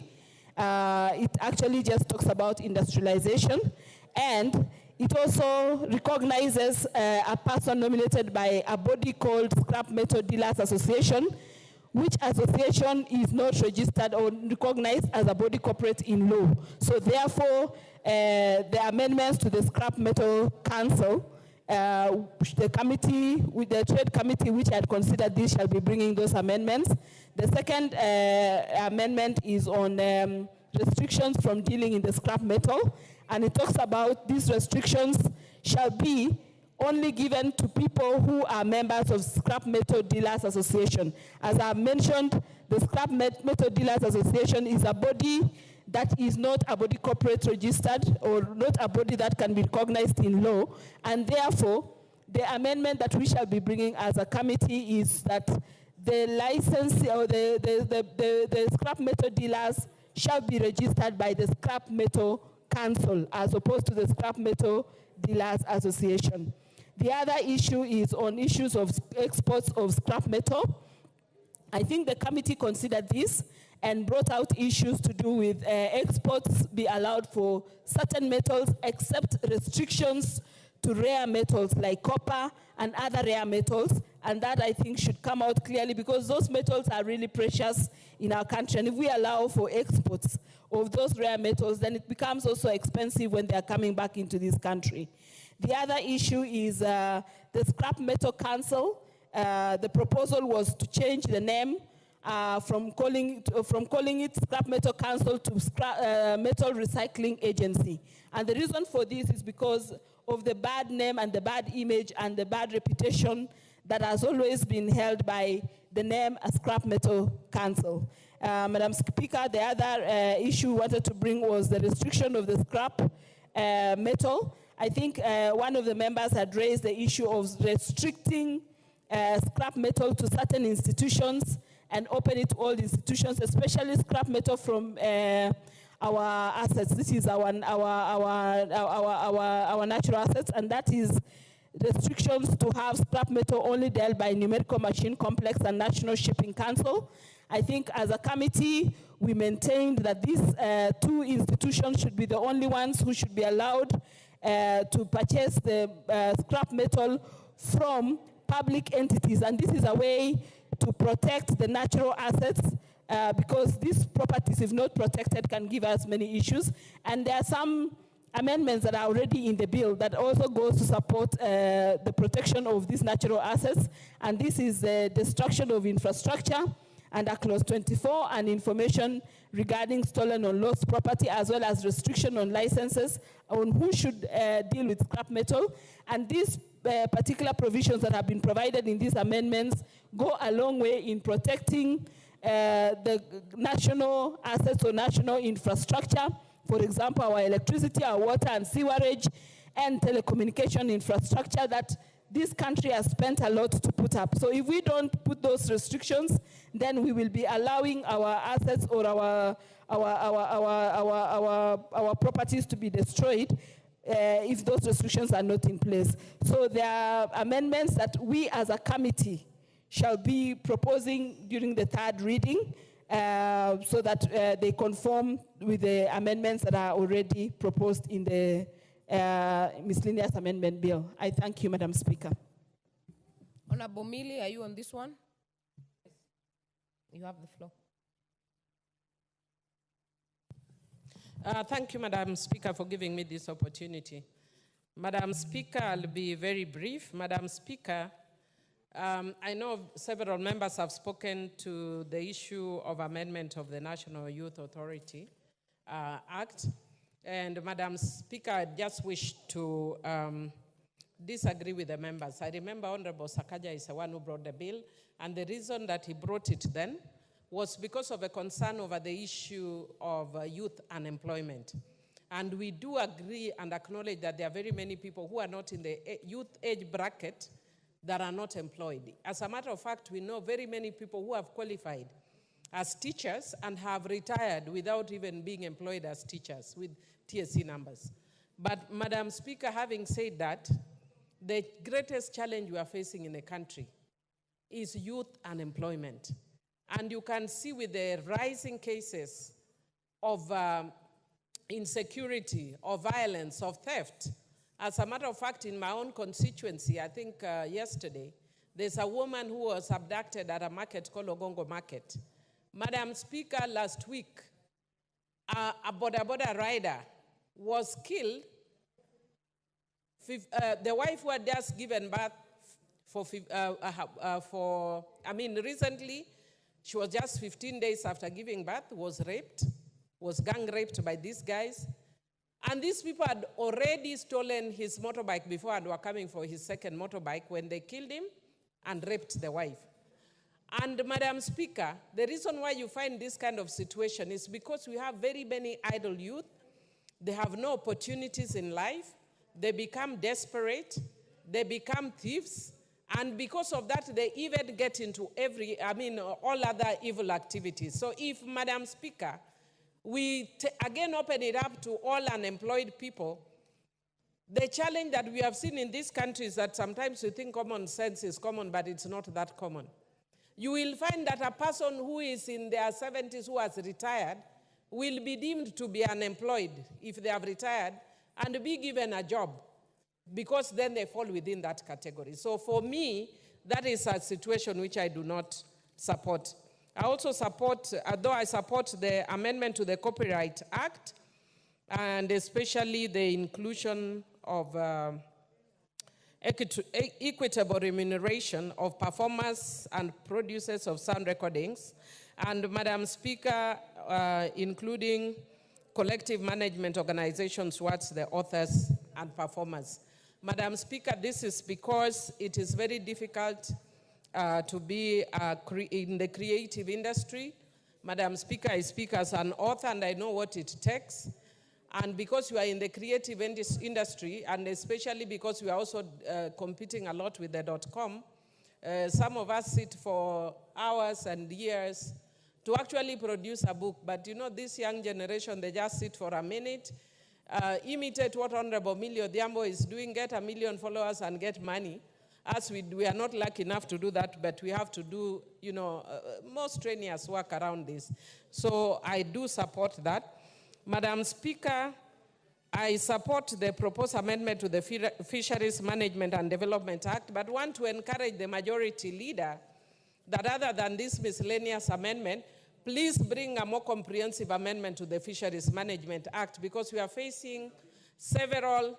Thank you. He has alerted me that there is a bill, and I will actually look at it, because we are facing very, very serious challenges in the fishing industry. There is always clashes with the fisher folk.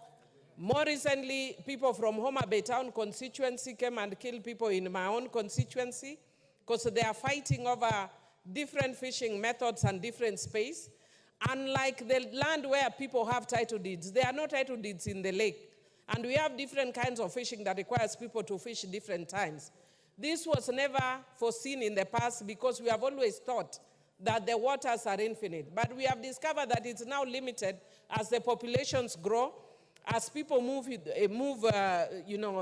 to fish in my area. As a matter of fact, actually, the persons that play a very significant role of fisheries in my constituency are Somalis. We are not against them, but it does shows you that this is a small resource, that people are coming all the way from northern Kenya, from Uganda, from Tanzania, to use the same resource. And conflicts are bound to arise, and we must therefore come up with the laws that actually deal with those kind of issues. Finally, Madam Speaker, I want to agree to some extent with Honorable Kaluma on the issue of adoption. I'm saying to some extent because you have to look at carefully the Constitution, and I presume the persons who are seeking this amendment are looking at the issue of discrimination. That if you are looking at a single female applicant can be allowed to adopt a child, I'm sure they are thinking, what about a single male applicant? I think what I would propose is that there should be a further amendment, whether for female or male, so that we look at the best interest of a child anytime we are dealing with the issue of adoption. Because, Madam Speaker, we have very unique and special circumstances relating to children in adoption spectrum. And Madam Speaker, as a person who actually brought the bill on counter-trafficking in persons, as a consequence of being the director of the Cradle the Children Foundation, then, I'm not the director now, and I dealt with many cases of trafficking, one which even forced us to exhume a body to confirm whether one of the children was actually a child to the parents or the alleged parents. And Madam Speaker, because of that, if we want to stem that, it is important that we stem the issues of trafficking in persons. Honorable Ichungwa, you know you cannot harass me here. I know you have missed me. But if you want me to deal with you, I will deal with you perpendicularly. Sorry, but I don't want to deal with you today. But Madam Speaker, I just want to indicate that because of that, I do support, but I would be supporting with the proposed further amendments, that you must look at unique circumstances and situations relating to specific children and their circumstances. I support with amendments. Honorable Ishungwa, Honorable Millie says she's in a good mood today. She's not willing to deal with you. I'll call you to reply. There being no further request on this one. Thank you, Speaker. And as a reply, I don't know if you also heard the first sentence from the Honorable Millie. She says she knows I miss her, but she's not going to deal with me today. Honorable Speaker, and she knows I was not harassing her because I know how passionate Millie is on child welfare and child care matters, and indeed matters touching on women's rights and gender equality. Therefore, I cannot harass her, and I know she was also missing me, and she's happy to see me, just like as I'm happy to see her. But Honorable Speaker, allow me as a reply to begin with the issue, that particular issue of the provisions relating to the Child Care Act. And Honorable Speaker, as I mentioned, I think the Honorable Owen Bayer mentioned during the time he was moving this bill on my behalf, this emanated from a court ruling that allowed now single males to be able to adopt children. But there are concerns, Honorable Speaker, and I want to agree with many members who have raised this issue, that indeed there is a major concern on matters touching on issues to do with child trafficking. There are also issues touching Hold on. Honorable Kaluma, what's out of order? Yeah, Honorable Speaker, the Honorable Majority Leader, whom I respect very much, has mentioned proposed in this bill, which is arising from some court ruling. Would we have that court ruling so that we are rightly informed? Because I'm not aware of any. And I doubt any legitimate court, proper court, and we have very competent courts, can make such a ruling in the light of the provisions of Article 53 of the Constitution. Honorable Ishungwa, do you have that? Do you have the court ruling? Yes, Honorable Speaker, and if the Honorable Kaluma was here during the time the Deputy Leader of Majority moved this bill, he actually, and if you go back to the answer, you'll be able to see, he actually quoted the actual case and the actual court ruling that exists. But that is not to say, Honorable Speaker, that there are no concerns even without the court ruling, and we can get to the answer then for the Honorable Kaluma, who is a very polished lawyer, to be able to go through the ruling, and he should be able to tell us whether they can be able to challenge that particular ruling in court. But also, because members have raised the same issues that I agree with, Honorable Speaker, there are major concerns, especially with issues touching on child trafficking when we allow single males to be able to adopt children. Honorable Speaker, there are also issues to do with issues that I do not want to mention, Honorable Speaker, touching on the care of children. But it is okay for a single male to adopt a relative. Honorable Speaker, for instance, if I wasn't married, or if the Honorable Kaluma wasn't married, and by bad luck, a relative you lost a relative and who has a child, you should be able to adopt that child. But if you have no relation to a child, Honorable Speaker, I think it is only right that we do not allow single males who have no relation to a child, as it were in the original act. And Honorable Speaker, during the third reading, we'll be moving amendments to drop this particular amendment to also allow the House to consider, together with other substantive bills other than in statute miscellaneous bill, the consideration of even all those provisions that have been nullified by the courts in a substantive child care bill, Honorable Speaker. Honorable Speaker, you've also heard the concerns that have been raised by the Committee on Industry and Trade and Industry on certain provisions of the Scrap Metal Act. And again, Honorable Speaker, we'll be moving to effect the necessary amendments during the Committee of the Whole and the third reading. Honorable Speaker, there are also concerns that have been raised, I think, by the Honorable Aramat during debate on provisions that relate to the winding up of the Nuclear Power and Energy Agency and transferring most of its functions to the ministry. And again, Honorable Speaker, we'll be considering those particular concerns during third reading and Committee of the Whole House. On the Fisheries and Management Development Act, as I mentioned to my good friend Millie, there's actually a substantive bill on matters touching on fisheries management that I know is currently in the Senate, and when it comes, it will cover many more of the issues that touch on our fisheries management. With those many remarks, Honorable Speaker, I beg to reply. And Honorable Speaker, as I reply, also to request you to indulge the House to have the question put at a later time other than now for obvious reasons. Thank you. The request is assented to. Honorable members, we'll move to the next order. And just to note, maybe let me get the order read out first. Order number 9, motion, consideration of Senate amendments to the National Rating Bill, National Assembly Bill number 55 of 2022. The chairperson, Departmental Committee on Lands, Honorable Nyamoko, you ready? Thank you, Madam Speaker.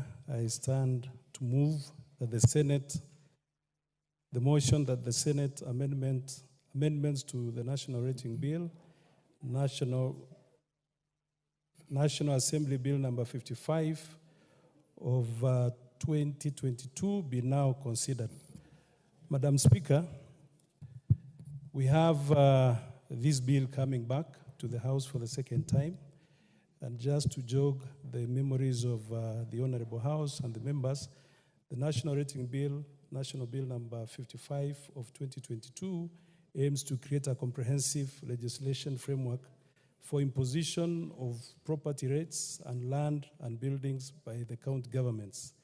Number 2, it also provides for valuation of rateable properties. Number 3, it also provides for the appointment of property valuers. And lastly, Madam Speaker, it also provides for the establishment of National Rating Tribunal. Madam Speaker, the National Assembly considered and passed the National Rating Bill, number 55 of 22, and passed it with amendments on 11th October 23, following which the Speaker forwarded the same to the Senate for consideration. The Senate considered the bill and passed it with further amendments on 9th May 2024. In total, the Senate amended 11 clauses of this bill, of which the committee adopted or approved 5 and rejected the 8 of the proposed amendments. Madam Speaker, without necessarily going to the details of the clauses which the committee adopted, and which were rejected, I want to say that the committee carefully studied these amendments. We had enough time to engage with the Ministry of Finance, Treasury, because they are the ones who originated this bill. And I'm very sure that this report, which has been prepared by the committee, contains the wishes of the members in the interests of the nation, and we are seeking for support and concurrence of the members that we adopt the bill by accepting the 3 and rejecting the 8. That will give us an opportunity for us to proceed to engage with the Senate during when we are going to arbitration. And with that, I'll want to request the Honorable Leader of Majority to second this motion. Majority Leader. Thank you, Honorable Speaker. Honorable Speaker, I beg to second this motion on consideration of the Senate amendments to the National Rating Bill. And as the Chair has said, Honorable Speaker, the committee has considered all the amendments, and they agree with a number of the amendments as amended by our Senate, our colleagues in the Senate. Honorable Speaker, if you can protect me from the member for Emurua Dikir and the member for Kiamba, but the laughter was coming from the member for Emurua Dikir. And you know, Honorable Speaker, these people who purport to be kingpins have a problem. You have seen the problems that we have in the Mount Kenya region because of this kingpin syndrome. Now the member for Emurua Dikir, who purports to be the Kipsigis kingpin, is now harassing the Honorable Kawanjiko because the Honorable Kawanjiko is able to withstand Majority kingpins Leader, from the Mount Kenya region. we will just ask Honorable Member for Emurua Dikir to keep the consultations low. That's it. And especially the laughter. That's it. The laughter is choking. Honorable Speaker, I was saying when the Committee for Lands considered these amendments, they have What agreed is with out a of number order, Honorable Kaluma? of these amendments, Honorable Speaker. Is it on that and same... the amendments... Hold on, Majority Leader. Honorable Kaluma, I hope you are not on member. Honorable Speaker, I hope you are attentive to Honorable Ichungwa, who is our Majority Leader and the Leader of the House. Honorable Speaker, did you hear Honorable Ichunga say the Honorable MP for Emurua Dikir is purporting to be the kingpin, when it is something of which judicial notice can be taken, something which is acknowledged, that Honorable Joanna Ngeno is the kingpin of Rift Valley, something which was done in public, all elders, and it was duly enthroned. Why should our Majority Leader, who is our leader, Member for Homa Bay Town, undermine our exploits in leadership? Honorable Kaluma, whatever flaw that was agreed on is not the flaw of this House. So, Majority Leader, kindly focus on the bill. Thank you, Honorable Speaker. And the Honorable Kaluma knows I said purporting, because as you rightly say, Honorable Speaker, all kingpins purport to be kingpins, but are never appointed by anybody. Honorable Speaker, I was saying the Committee for Lands has also disagreed substantially with a number of amendments. And therefore, Honorable Speaker, it would only be right that we allow the committee and this House to have a second shot at this bill and the amendments that have emanated from the Senate, to agree with the Senate on the ones that they agree on, but also to move the House to disagree, so that we can have an opportunity through the mediation process, as provided for in our standing orders and the Constitution, for the two houses to be able to have an opportunity to sit. And I'm certain our Committee for Lands, or rather the members that this House may appoint in mediation without preempting debate, would be able to sit with our colleagues in the Senate and agree on those that are contentious, and we consider a mediated version of this bill, Honorable Speaker. Therefore, beg to second and do request the House to disagree with the amendments in the Senate, so that we may cause the setting up of a mediation committee. Thank you, Honorable Speaker. I beg to second. I therefore propose the motion that the Senate amendments to the National Rating Bill, National Assembly Bill number 55 of 2022, be now considered. And before I give the members to indulge on this one, just to note that if this motion is lost, then order number 10, Roman 1, will not happen. If it is lost, the committee of the whole will not happen. And Roman 2 had already been stepped down by the Speaker. That is the Kenya Drugs Authority Bill. So if this is passed, then we'll go on with committee of the whole. If not, order number 10 shall not be called. Member for Funyula. Honorable Speaker, thank you for this opportunity to say one or two words on Senate amendment and specifically this motion. And Honorable Speaker, I can remember very well the acrimonious way we passed this bill in this House in October last year, when together with other technical professionals in this field, we had raised some far-reaching amendments that would have enriched the bill, so to speak. And the Honorable Speaker, I'm again afraid when it went to the Senate probably also just went to bed and slept and failed to pick out the genesis and the gist of the bill. But regardless of what has come here, that's what we have here now. We would have to pass it, then indulge in any amendments after the requisite time provided for the standing order.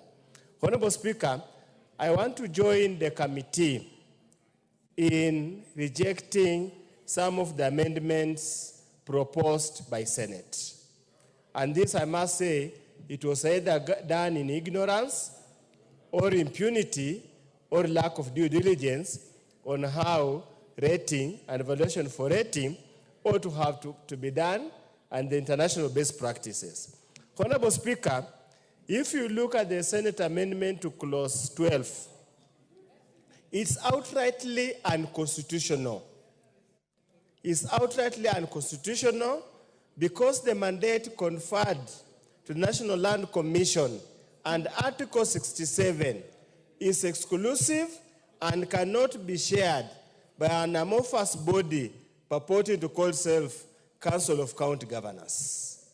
There is no way, probably even a body that has got a passing mention in a legislation can purport to share the mandate with the Constitutional Commission.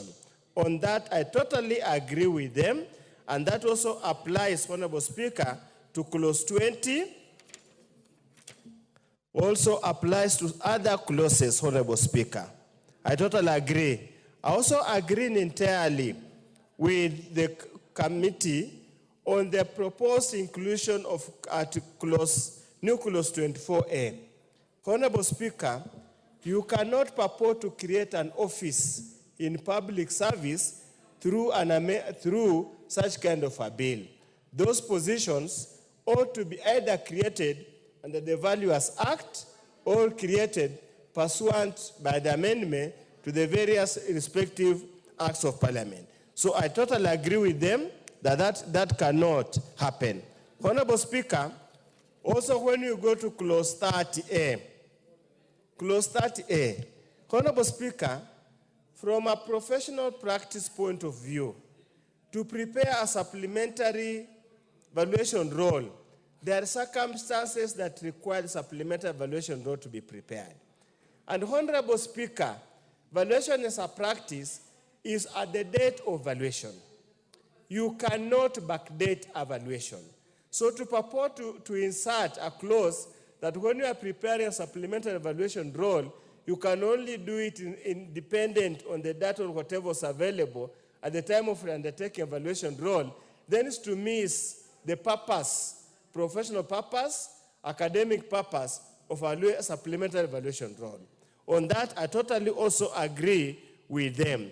Honorable Speaker, I also agree in ownership of property, in the proprietary right of ownership of a property, there's nothing, nobody, no person called an occupier.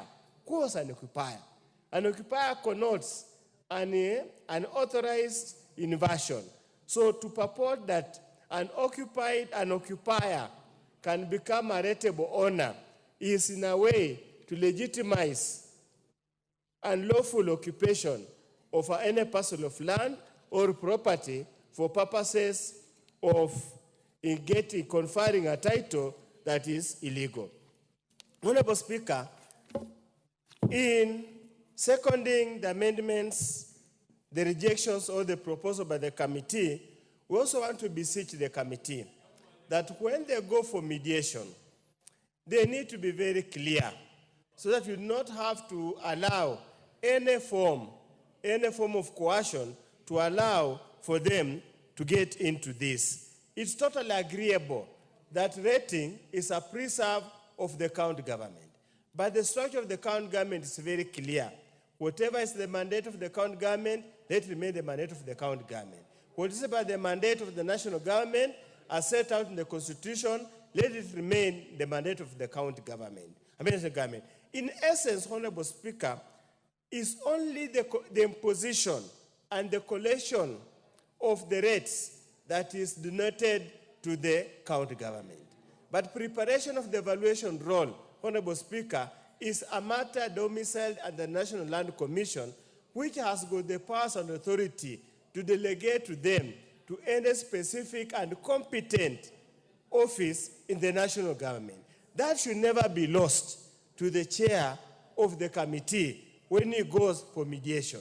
And I hope the technical team in the committee will aptly and appropriately guide the committee so that we do not lose the gist of rating and evaluation for rating. Then we go to somebody moves to court, and then Parliament in totality, he says, seems to lack competent technical and legislators to guide in such a specialized area. With those few remarks, Honorable Speaker, I support the report by the committee. Thank you, Honorable Speaker. Thank you. Member for Gatundu North, Honorable Kururia. Honorable Kawanjiko, you both are out of order. Go to the bar and bow, then come in. You know how to do it. Member for Emuru Adikir, are you on this one? Member for Sotik, are you on this one? Madam Speaker, I think I spoke to this. If it is Honorable Ngeno, you have put an indication of your card that you would like to speak. But you know, Madam Speaker, I was anticipating a very serious debate ahead of this one. And that's why I had to put myself in front of, ahead of everything. So, but on this one, I think I not made on some, this one. Member for Sotik, is it on this one?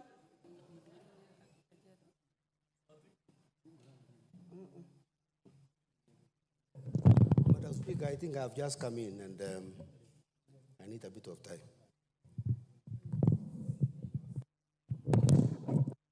Bongeno, you have had a kamukunji there that is very long. The miscellaneous we are done with.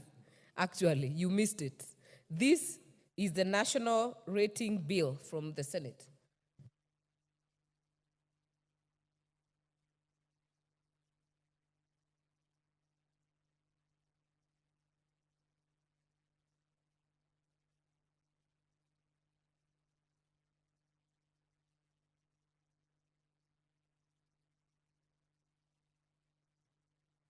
Therefore, there being no interest on this matter, mover, reply.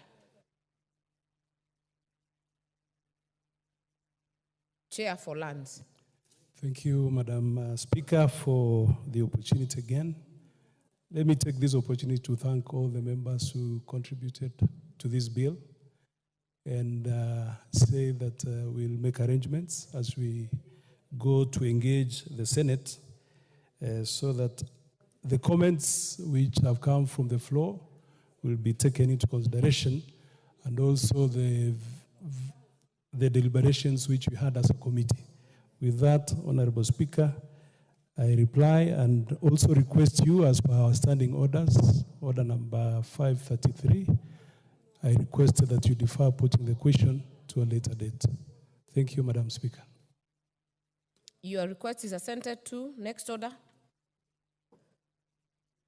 Order number 11, the Equalization Fund, Appropriation number 2 Bill, Senate Bill number 30 of 2023, second reading. Vice Chair Budget, Honorable Mary Emase.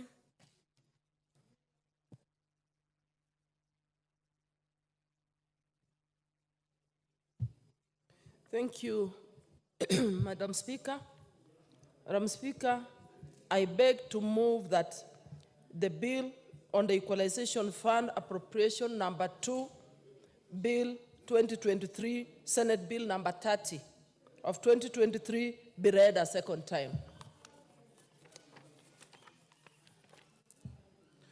Honorable Speaker, the Equalization Fund Appropriation Bill 2023 was published on the 20th of July 2023 and introduced in the Senate. The Senate considered the bill and passed it with amendments on 21st of February 2024. Consequently, the bill was referred to the National Assembly for concurrence as per Article 110(4) of the Constitution and Standing Order 161 of the Senate Standing Orders. The Equalization Fund, Madam Speaker, is established under Article 2041 of the Constitution, which requires that 0.5% or 0.5% of all the revenue collected by national government each year be paid into the fund. The amount is calculated on the basis of the most recent audited accounts of revenue received and as approved by the National Assembly. Madam Speaker, Article 2042 of the Constitution provides that the national government shall use the Equalization Fund only to provide basic services, including water, roads, health, electricity, uses it to facilitate marginalized areas to the extent necessary to bring the quality of those services in those areas to the level generally enjoyed by the rest of the country. Madam Speaker, allocations from the fund to the marginalized areas are undertaken in line with a predetermined policy developed by the Commission of Revenue Allocation, the CRA Commission, as mandated in Article 2164 of the Constitution. Currently, the second policy, which identifies 1,424 marginalized areas across 34 counties, is under implementation. Each marginalized area is allocated a share of the Equalization Fund based on allocation factor and as determined by CRA. Madam Speaker, the Equalization Fund Appropriation Bill for the financial year 23-24 proposes to appropriate a total of 10.87 billion. Out of this 10.87 billion, 8.57 are allocations for the financial year 22-23, and 2.5 is arrears. Sorry, for the financial year 23-24, and 2.5 are arrears. Out of this amount, 10.54 billion is to be shared among marginalized areas in the 34 counties for development expenditure. But there is an allocation of 326 million for recurrent expenses, expenses of the board, which is in line with Regulation 10.3 of the Public Finance Management, Equalization Fund Administration Regulations 2021. The 326 million is to be used by the Equalization Fund Advisory Board, recurrent expenditure. The law provides that the board expenses shall not be more than 3% of the annual approved equalization fund. And therefore, the 326 is the 3% of the total proposed 10.87 billion.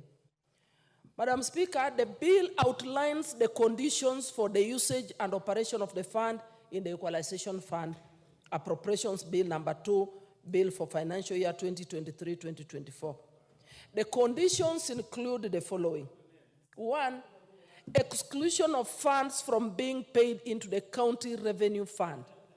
This condition is anchored in the provisions of Article 2071 of the Constitution and Section 1092C of the Public Finance Management Act 2012. In conformity to this condition, the bill provides that each beneficiary county to the funds are to be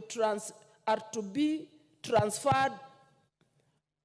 Each beneficiary county, which funds are to be transferred, shall open an account with the Central Bank of Kenya, and such funds shall be utilized for the development expenditure and shall stay in that account until those projects are completed. 2, the approval granted shall not lapse until the projects identified in each of the counties specified in the first column of the bill are completed. Amendments of the bill by the Senate. The import of the amendments by the Senate, one is basically to safeguard the monies in the fund from lapsing until the identified projects are completed. The other one is that it simply captures the expenditure, the 326 million expenditure of the board, which had been omitted in the published bill. And the other one is basically to differentiate. It's meant to differentiate the act from the Equalization Fund Appropriation Bill Act 2023 for financial year 2021-22 and 2022-2023, which was enacted in June 2023. Basically, that is the import of the amendments. What our committee did make observations. In considering the Equalization Fund Appropriations Bill as amended by the Senate, the Budget and Appropriations Committee made the following observations. Honorable Speaker, the first observation is that while the bill intends to appropriate a total of Kenya shillings 10.87 billion to the fund, the money available in the approved supplementary estimates 2023-2024 is Kenya shillings 10.077 billion. This translates to a shortfall of Kenya shillings 790 billion. A budgetary reduction that was undertaken due to a significant delay in the passage of the bill into law. Owing to resource constraints on account of revenue underperformance, the committee noted that it would be a challenge to reinstate this amount into the budget. Secondly, Honorable Speaker, there is no allocation in the supplementary 2 budget of the Kenya shillings 10.33 billion appropriated by the Equalization Fund Appropriation Act 2023. That is the allocation for financial year 2021-2022 and financial year 2022-2023, even though the act is already in place.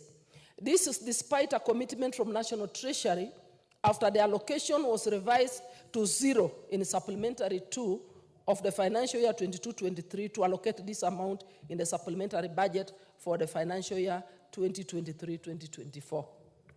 Third, the committee also observed that the total allocation to the fund approved by Parliament since inception is Kenya shillings 22.7 billion, against a total entitlement to the fund of 62.4 billion. Thus, there are arrears amounting to 39.7 billion. The committee, the Budget and Appropriations Committee, urges the National Treasury to adhere to its plan presented to Parliament, which indicated that arrears will be cleared in 4 financial years, beginning financial year 2024-2025, with an allocation of Kenya shillings 9.98 billion in each financial year. Notably, in financial year 24-25, the National Treasury has allocated Kenya shillings 3.5 billion as arrears to the fund, and not the Kenya shillings 9.98 billion as earlier committed. Finally, on observations, the committee noted that the Equalization Fund Appropriations Act 2023 and the allocation in the Equalization Fund Appropriations Bill 2023 for financial year 23-24 will be utilized to implement the second marginalization policy. However, the second policy lapsed in June 2021, and the third policy is yet to be implemented. Committee recommendations. The committee, considering the above matters, the committee recommends the following. Non-financial recommendations. That by 30th September 2024, the National Treasury submits to Parliament a revised plan for clearance of arrears to the Equalization Fund. And 2, that within 6 months upon adoption of this report, the Commission on Revenue Allocation, in consultation with relevant stakeholders, submits the third marginalization policy recommendations to Parliament pursuant to Article 216(5) of the Constitution. Finally, Madam Speaker, we had financial recommendations. The committee recommended that, having examined the Equalization Fund appropriation number 2, Bill 2023, vis-a-vis the current fiscal framework, the committee recommends that this House approves the bill with amendments as proposed in the attached schedule. Thank you, Honorable Speaker. I beg to move. And I therefore request Honorable Dr. Makali Mulu to second. Thank you. Makali Mulu. Thank you very much, Honorable Speaker. Honorable Speaker, I want to start by thanking the Vice Chair of our committee for that effective moving of this bill. And I stand to second. As I second, Honorable Speaker, I want to make the following observations.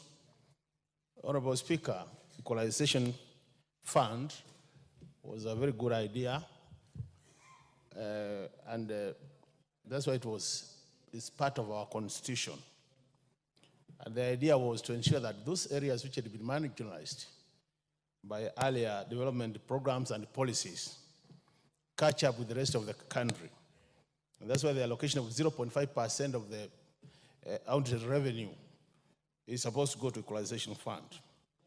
Looking at the Constitution, Honorable Speaker, this fund is supposed to be running for 20 years, since 2010. But you realize that over time, Honorable Speaker, this fund has faced a number of challenges. And these challenges have actually meant the fund not to be very effective in terms of achieving the intended objective. One of the challenges is the issue of delayed funding, Honorable Speaker. Just as Honorable Emasi has said, looking at what should have been allocated as at now and what has been allocated, you realize that we have we have a high number in terms of years where we have not allocated as per the Constitution, Honorable Speaker. And that's why the balance of that 9.7 billion, which has not been allocated, is actually a disservice to these marginalized areas. So, Honorable Speaker, it is important that this House, as we debate this bill, takes the matter of releasing the areas and budgeting for the areas seriously. The second issue, Honorable Speaker, is initially 14 counties had been identified to benefit from this fund. But over time, the counties have now moved to 34. And what that has done, Honorable Speaker, is now the money is being spread thinly to many counties. And as a result of that, then, you also have what I will call micro projects, which might not have as huge impact as it would be if we had the 14 counties. So even as we spread these resources thinly, Honorable Speaker, it is important we think about the impact. Because if you look, initially it was supposed to cater for infrastructure, electricity, health issues, and in a situation where you start now addressing the small dispensaries all over the country, it might not have as much impact as it should be having. The other thing which is important, Honorable Speaker, is the implementation challenges. This fund has faced serious implementation challenges. And through the board, we thought by having a board, things would move smoothly. But over time, Honorable Speaker, we are realizing that this issue of the board is also a major entrance to the implementation. And I think really we need to streamline this process, the implementation process. Otherwise, Honorable Speaker, we might have no choice as a House, but then to extend the allowed period of 20 years so that it goes beyond 20 years. Because like now we have done over 10 years, nothing is moving on the ground, and if anything is moving, it's very little. So imagine whether we'll be able to capture all these resources in the next 10 years. So I think matters implementation should be taken up seriously by this House, and that's why I want to support the recommendation where we are saying, as we approve this bill, that within 30 days, we need to come up with a very clear framework in terms of how things are going to be done, in terms of realizing the areas, and also implementation, Honorable Speaker, because that is very, very important, Honorable Speaker. Honorable Speaker, if you look at what's up, the issue of the 790 million, which the senators are proposing, that was caused because, Honorable Speaker, even though the law requires that once we allocate the money, we should not touch the money. But Treasury has come up with a practice whereby every year, if they want to get money from anywhere to sort another problem in the country, they always go to the equalization fund, reduce the resources, and claim that in the next financial year, they will be able to replenish the balances. And I think this is a serious matter, Honorable Speaker. So we need to make sure that as a House, we strictly adhere to the financial requirement that once the money is allocated or appropriated for equalization fund, those resources remain there, and we make sure that we push Treasury so that the resources are released. And as a result of that, Honorable Chair, then we will be able, Honorable Chair, to realize the intended objectives of this fund, Honorable Speaker.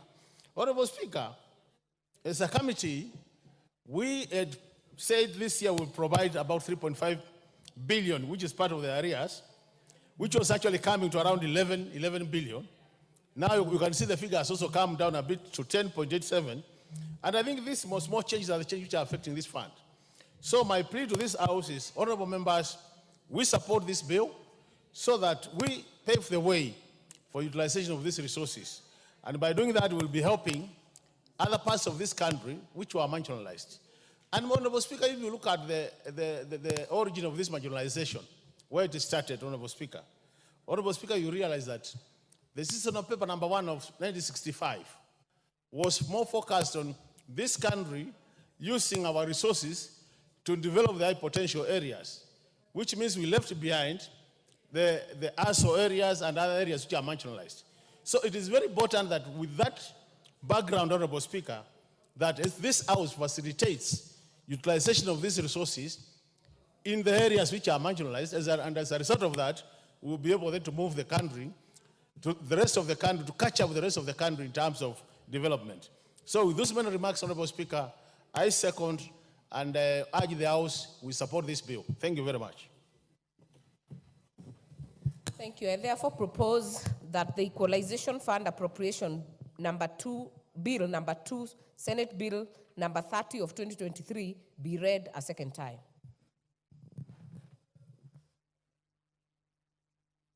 I can see there's quite some interest on this. I will give the member for Mwingi West. Thank you, Madam Speaker, for giving me this opportunity actually to add the voice on this matter, which is actually a motto in this country, Madam Speaker. And the first thing, I would like to thank the committee for the work they have done, and the Senate, of course, where it has originated, Madam Speaker. Madam Speaker, I recall the CEO, Guyo, met our committee on this matter. And some of the challenges, actually, he told us, it touches on many aspects. And this fund was established constitutionally in 2010 to address the disparities among the counties in terms of development in issues to deal with water, electricity, health care, and roads, Madam Speaker. And you have heard there are challenges facing this implementation, challenges of the Treasury delaying the releasing of the funds has been the main issue. We are talking in less than actually 6 years, we have got a deficit of 40 billion, which has not been remitted to these counties, Madam Speaker. Madam Speaker, we need to address this issue and also inform the Treasury that this fund is a constitutional fund and implementation must be taken to avoid lacuna state of our constitution, Madam Speaker. The other issue, of course, in terms of implementation, we need to challenge the Commission on Revenue Allocation to come up with a proper policy, Madam Speaker, of addressing the policy of marginalization policy If you look at this list, the counties which are benefiting, some of them have got similar characteristics like mine in Mwingi West. And most of these counties, my place, I'm not even getting equalization fund. We need to come up with another criteria of selecting the areas that are already marginalized. And without even arguing, Mwingi West is one of the most marginalized area in this country. There is no explanation you can tell me Garissa, Tana River, and most of the constituencies surrounding me are getting equalization fund. And when it comes to Mwingi West, we are not there, Madam Speaker. We are being told we are developed. Majority of the population in my constituency is still lacking access to good roads, access to clean water, access to electricity, access to other health facilities, Madam Speaker. So we need to come up with a clear policy of adding more areas that have already been marginalized, Madam Speaker.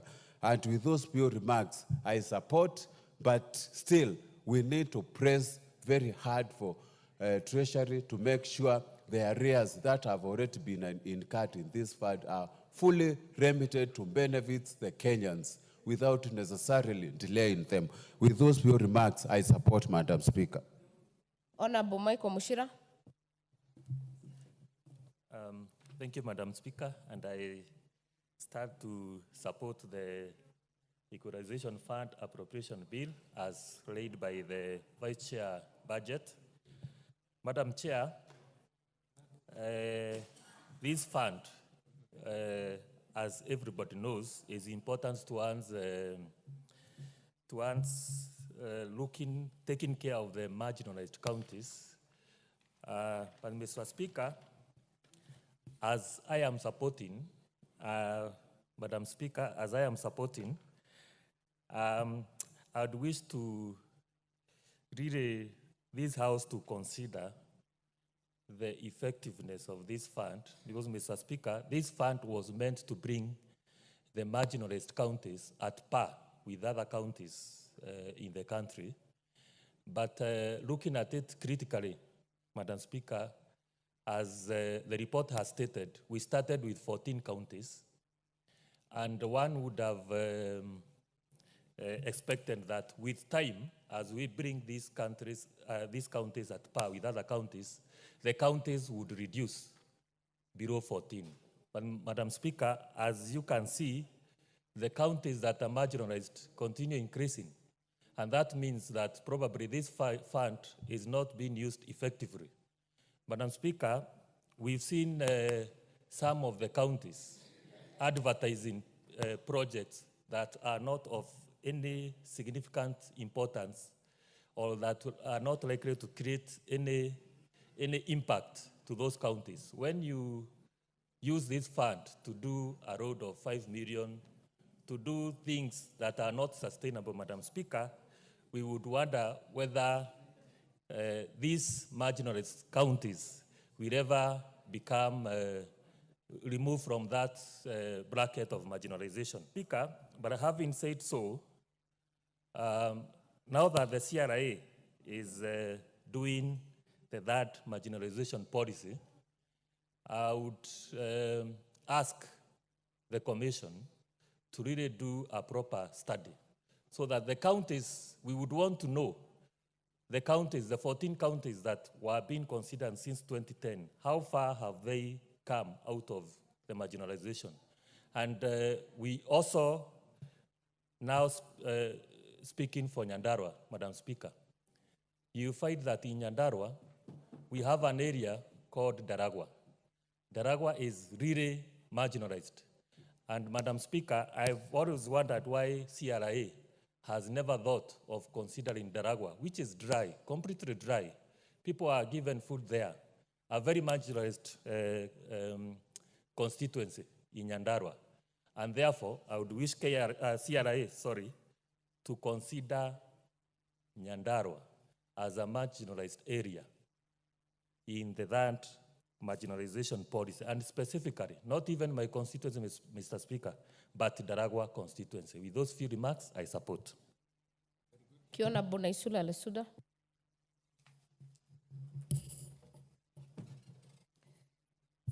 Thank you, Madam Speaker. I also join my colleagues and rise to support the Equalization Appropriations Bill as tabled by the Vice Chair, Honorable Emase, of the Budget and Appropriations Committee. Madam Speaker, I just want to point out a number of issues regarding the Equalization Fund.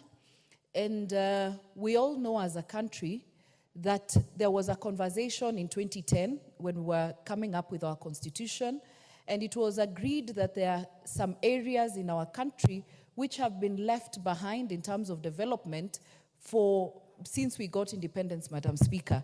And this is something that was canvassed across the country, and it was agreed, and the Equalization Fund was captured in the constitution. Madam Speaker, it is unfortunate that since the realization of the Equalization Fund, this is just the second time that funds have been released to the counties that are supposed to benefit from the Equalization Fund, Madam Speaker. And we have had a lot of pull and push in this House, pushing for the release of this money, Madam Speaker. And I'm happy that recently 10 billion was released to the 14 counties. It is unfortunate that when we still have a balance of 39.7 billion counties, Madam Speaker, CRA opened another Pandora's box of going against the 14 counties. Now we are at 34 counties. We are going to the third generation formula, Madam Speaker. I don't know how many counties again. You know, there was a reason, a well-thought process why we had the 14 counties, Madam Speaker.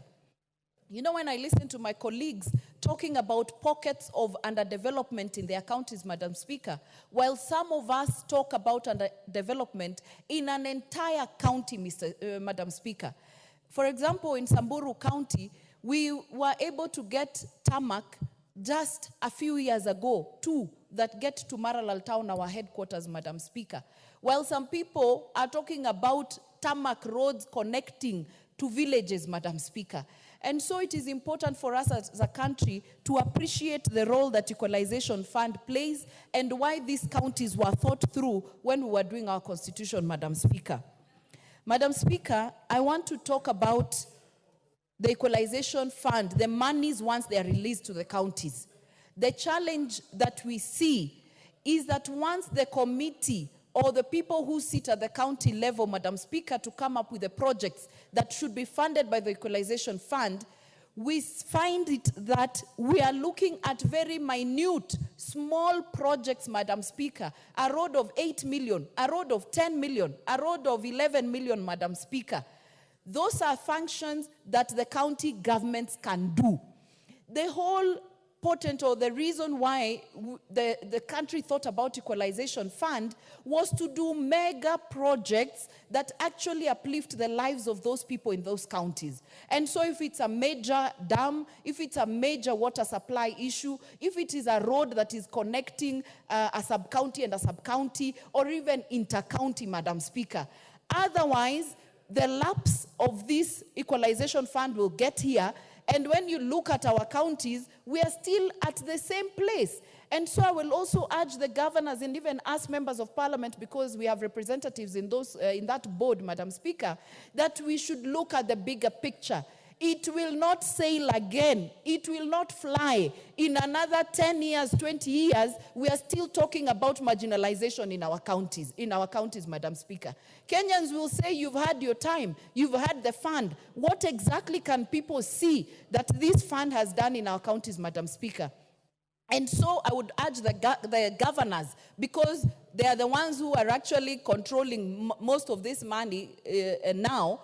And one other thing, the things that are agreed by the board, Madam Speaker, that these are our priority areas. The governors should stop going again to sit with their own finance people and sitting with a few people and rearranging what the people on the ground have prioritized to be done through Equalization Fund, Madam Speaker. And so I want that our governors can look at the bigger picture and see to it that this Equalization Fund, Madam Speaker, will deal on very critical issues for us. Finally, And that is what I want to conclude with, Madam Speaker. This whole issue of us as a country, when we see something working for other people, we say that even us, we want from the same place, or we want from that place.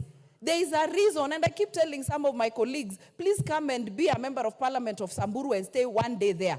They will not even survive. First, from the heat, from the no roads, no water, they will not survive there. And so let the people who benefit from the equalization fund benefit until when we are at a certain level of development. You can fight for your Honorable own fund. Naisula, hold on. Honorable Kwenya, what is out of order? Madam Speaker, the gracious member should be seated when I'm on point of order so that I can address the Speaker effectively. Mr. Speaker, you see, the member for Samburu is insinuating that we do not have the capacity to represent people anywhere in this country. I don't know from what premise she's speaking from, because she doesn't have the measure, so to say, to know what we go through as members of parliament. I come from a very cold area, and I believe that any member who is in this house can represent members of Kinangop. Honorable Kwenya, when your time comes, you can also refer to the same, that they cannot survive in the cold of Kinangop. It's a point of debate. Honorable Naisula, continue. Thank you, Madam Speaker. And so I just wanted to say that even as we raise our issues and of the different counties and constituencies that we come from, Madam Speaker, we should do it appreciating the diversity of our country, the different challenges that we face in different parts of the country, Madam Speaker, but not fight or look like we are talking against each other, like demeaning. There is a certain narrative that has been going across this country, Madam Speaker, that all the funds that go to the northeastern region is just being embezzled. It's the one building Nairobi County, Madam Speaker. I don't think corruption is reserved to a certain part of this country, Madam Speaker. Corruption cuts across from the national government to all parts of this country. And so when you talk about issues of your region, please leave the counties that benefit from equalization fund to benefit, because there was a reason why the drafters of the Constitution and Kenyans put the equalization fund there. Thank you, Madam Speaker, for the opportunity. Thank you very much. Honorable Jackson Kosgei. Thank you, Madam Speaker. While I support this bill, Madam Speaker, I think it is about time we as a country revisit this term, marginalization, with a view of trying to find out if equalization fund was given for 20 years, the question that follows is what happens after that? And what is it that is being done that within 20 years, it will have solved the issue of marginalization? As I scanned through the bill from the Senate, I was looking for one thing. What is the lasting solution? What is the long-term solution? For instance, Madam Speaker, we need to devote a sizable resources to exploiting the potential that these areas do have. According to the Natural Resource Development Society, or Council for that matter, which is an international body, seems to be indicating that most of the areas we refer to as marginalized areas do have immense natural resources underneath. Do we think as a country that by exploiting these natural resources within the period given to the marginalized areas, we should have been able to develop a program that will exploit those natural resources and that will complement in the economy of the country? With that, Madam Speaker, I think we need to also divine the nature and areas of marginalization so that we can avoid a moving target in terms of divining the target and the purpose of this fund. These will become predictable and it will become manageable in terms of divining the call. With that, Madam Speaker, I support the bill. Thank you. Member for Tinderet. Thank you, Madam Speaker. Madam Speaker, I rise to support this report from the Senate.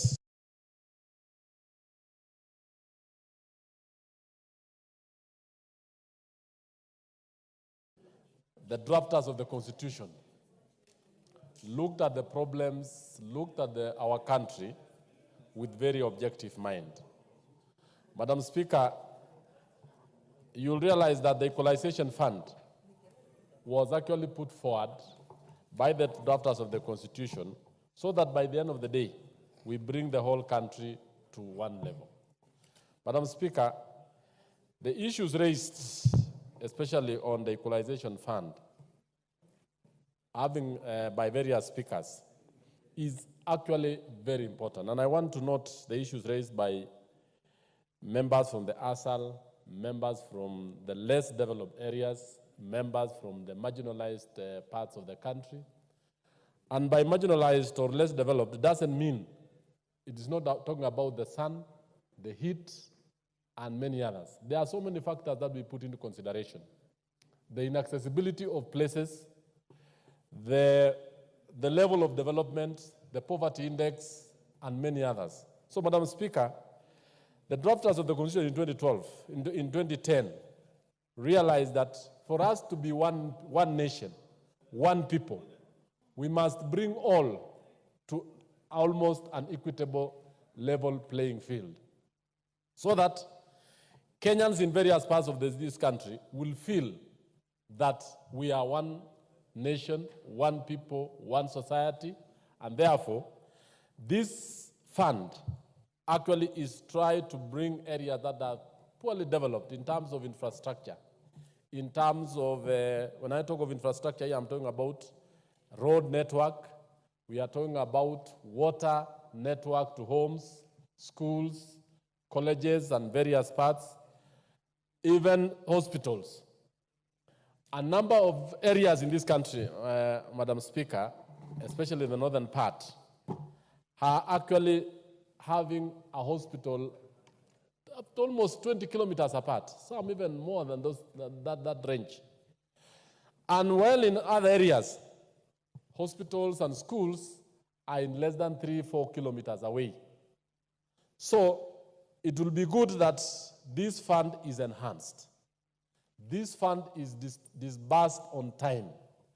This fund is well managed so that what the drafters or the intention of the drafters of the Constitution is realized earlier than scheduled.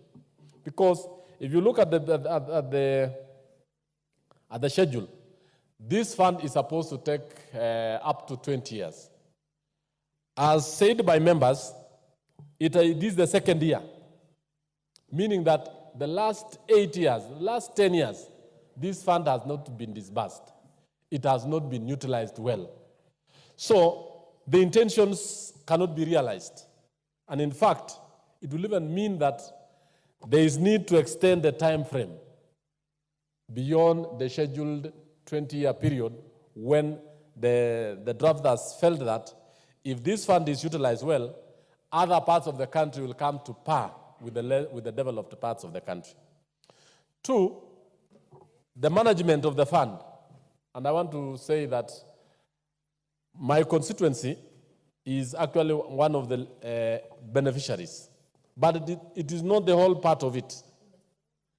Areas where, because it's very hilly, it is not having good roads, the standards of living are quite low, and so many other things affect it. But I want to discuss this especially on administration of the fund. That as much as the money has been disbursed, it will be prudent that the county government, which is actually the administrator of the fund, should actually look into it to make sure that there is value for resources, to make sure that the funds are allocated for the roads, the funds are allocated for the hospitals, the funds are allocated for water. The people, the beneficiaries, are actually going to get those particular resources. So, Madam Speaker, I want to say that this fund is actually very important for the whole part of the world. If you look at areas where we have no bridges, where we have no road network, where we have no hospitals, where we have no dispensaries, this fund is going to be very, very important. And I want to say this.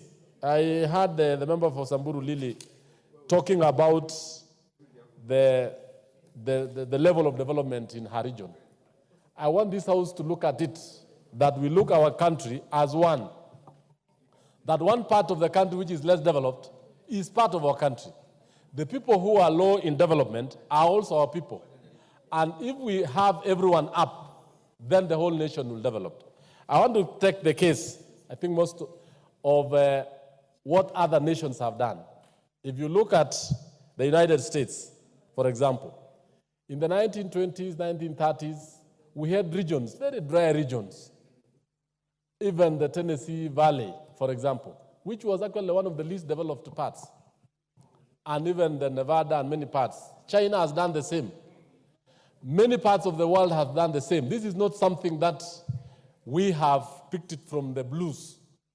It is something that any national leader, any leader who wants to bring his country to the same table, so that when Turkana is doing well, when Mandera is doing well, then anyone else could also feel to be part and parcel of that particular part of the world. So in effect, I'm just calling that, let these funds be disbursed on time, let this fund be increased, not to be at the same level as it were, and then this fund, let it be administered in a very, let it be managed very efficiently to make sure that the benefits that were intended to achieve, even the construction of hospitals, the construction of roads, the having water in those particular areas, electricity, and many others, will be realized at a faster rate, and therefore we will come at the same level as Kenyans and as one people. I support Madam Chair. Thank you. Honorable Ngeno. Thank you, Madam Speaker. Thank you, Madam Speaker, for allowing me also to ventilate into this issue of equalization fund. Madam Speaker, and like what my colleagues have said, Madam Speaker, the reason why the drafters of the Constitution looked into three areas where money was supposed to be divided, Madam Speaker. Because when you look at the Constitution states that money shall be divided among three entities. Entity one is the national government, entity two is the county governments, entity three is the equalization fund. Madam Speaker, the reason why the drafters of the Constitution looked at the equalization fund was because of so many reasons. And I think one of the reasons is, Madam Speaker, if you look at the concept of the colonial wars, if you look at the concept of even the colonialists invading other countries, it was because of fight for resources.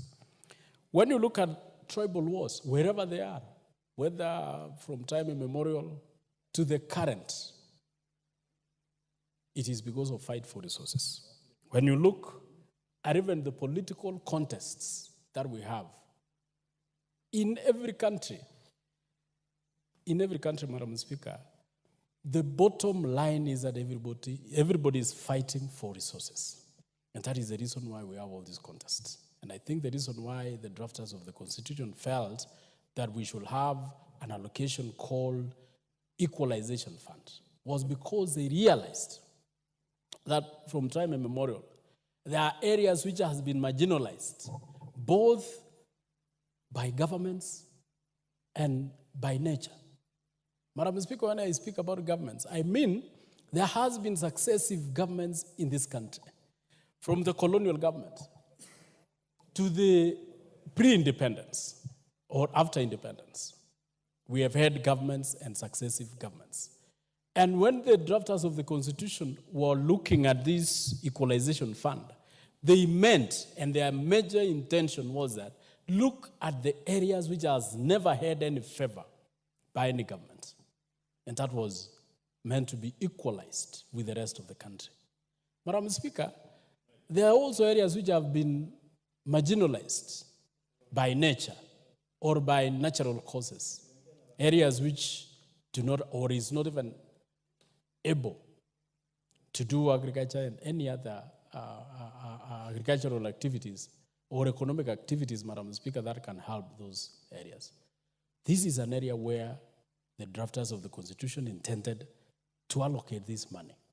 Madam Speaker, the Constitution Article 204 states that there shall be 1.5% of allocation to the equalization. Madam Speaker, it also talked about the marginalized areas, and it talked about the marginalized communities. That is on Section 6, I think Section 4, Section 5, where it is talking about the marginalized communities and marginalized counties. Madam Speaker, when the CRA started working on these particular marginalized counties, Madam Speaker, it picked 14.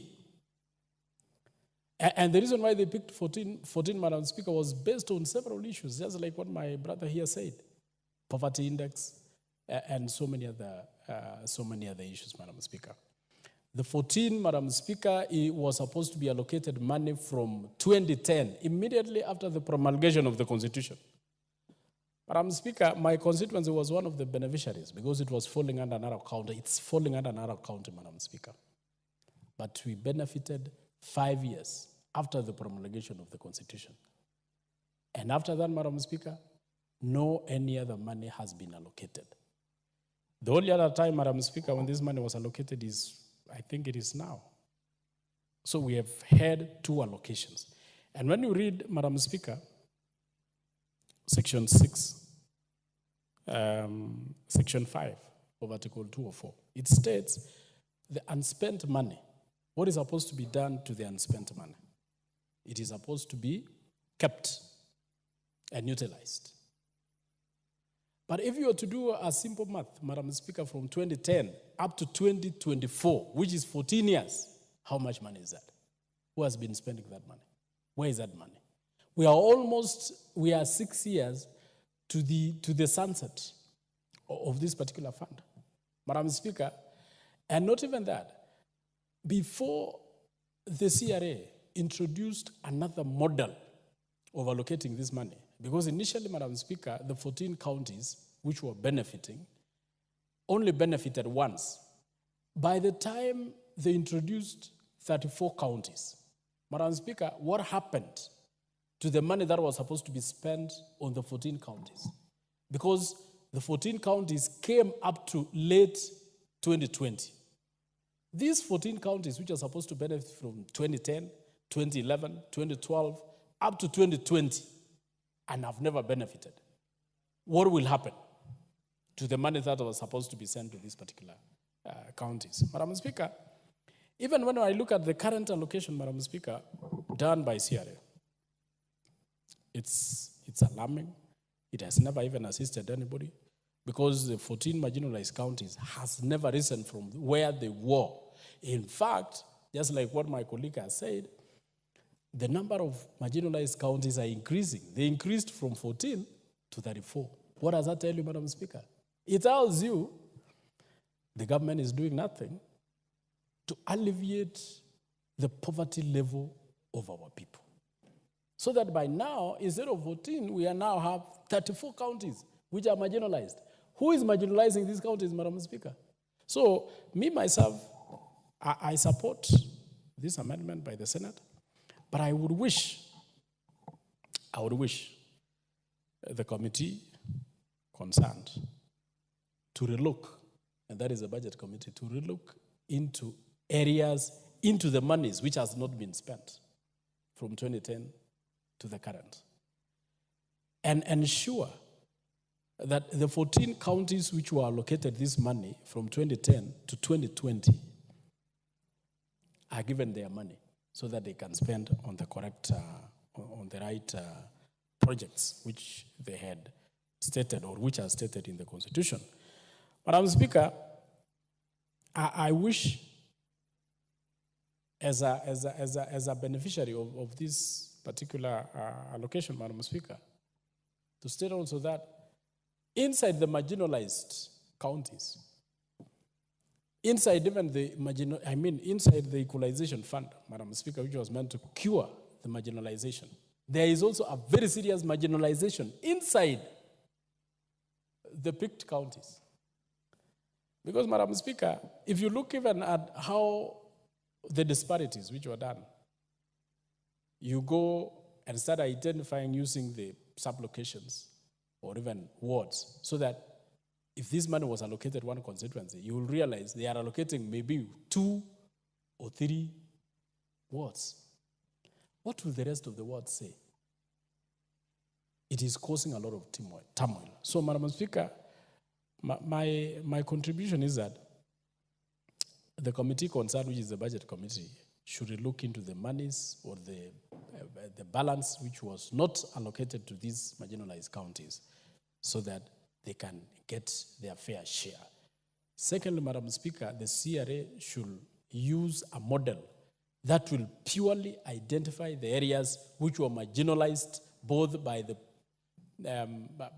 governments and by nature, so that we can actually bring these people to the equal level. Otherwise, Madam Speaker, we'll be saying we are doing equalization, or we are allocating equalization funds and not doing what is supposed to be done. So, Madam Speaker, I wish to support and wish to ensure, or ask the committee that is concerned to ensure that they implore upon the CRA so that they can do proper allocation of these particular funds.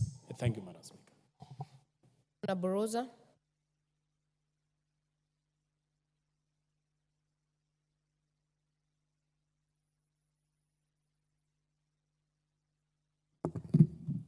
Madam Speaker, I want to thank you for this opportunity. And Madam Speaker, right from the onset, I'd like to lend my support to the Equalization and Appropriation Bill from the Senate. Madam Speaker, I stand on the strength of our Constitution, which was promulgated in 2010. That Constitution dictates that every Kenyan is equal to the other Kenyan. Madam Speaker, which means that every area in this country is as important as any other area. Madam Speaker, because of that, in the Constitution, you find very many affirmative action programs, either to bring people who are otherwise undermined to the point of level with every other Kenyan, or to bring areas that are underdeveloped to the point that they were nearly as equally as developed as all the other areas in Kenya. And Madam Speaker, that's where the Equalization Fund comes in, to bring up those areas which are underdeveloped in key elements that are necessary for human life, like education, infrastructure, including hospitals, including schools, including roads, so that we all feel like, indeed, we are all Kenyans. Madam Speaker, I served as a commissioner in the IIBRC Commission, also known as the Legale Commission. Madam Speaker, I went around the whole country. And Madam Speaker, I'd like to let you know that there are parts of this country that are so remote, parts of this country that do not have what we call roads. Madam Speaker, many of those children in those parts of the country have not even seen cars. Madam Speaker, Equalization Fund was meant to make these people who are in such parts of the country to actually feel like they belong to this country called Kenya. And Madam Speaker, for this reason, I support this bill, because this bill will bring those areas that are undermined or underdeveloped to the fore, so that they are also developed nearly as possible as the other parts of this country. Madam Speaker, it's a shame that we are almost getting to the 20 years time limit for this equalization fund. What will then happen when 20 years lapse and we've not benefited from this equalization bill, affirmative amendment, affirmative action opportunity? Just because money that's been appropriated has never been used towards this effort. Madam Speaker, I support this amendment bill from the Senate because what it does is it locks in the money that is meant for equalization fund such that even if one financial year passes, it will still be locked for that purpose that it was intended for. Because that is the only way to go, to ensure that those areas that are underdeveloped are actually, the money that's intended to bring them up is used for that purpose. Madam Speaker, as I stand here, because I believe in this equalization, I believe that the whole country is not equal. Madam Speaker, for that reason, I will never support this 1 man, 1 shilling, 1 vote, whatever it's called. Madam Speaker, because this country, there's so much discrepancy in the development of this country. And you need equalization fund, you need affirmative action to bring other Kenyans who are not benefiting like every other Kenyan to the fore so that they can also enjoy being Kenyans. Madam Speaker, I want to say again, categorically, I support this bill. Thank you, Madam Speaker. Majority Whip. My point of order. No, you can't raise a point of order. I'll first give member for Marsabit, the Deputy Whip.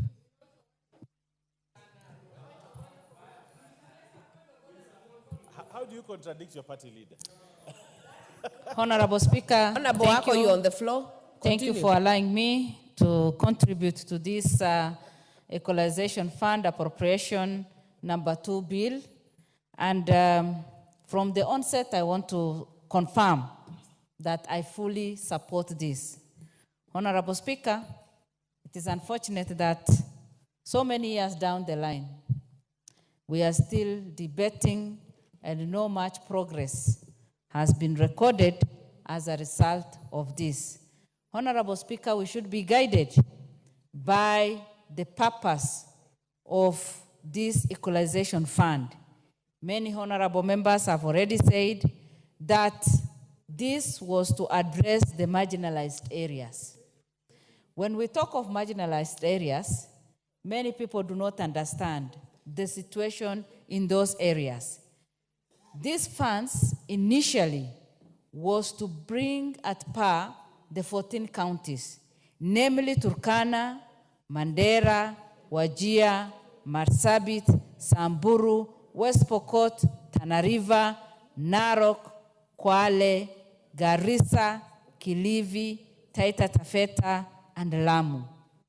But unfortunately today as we stand, the number of the counties that need to come at par with others has grown, not because of clear justification, but just because others want to compete with these areas that have been marginalized since independence.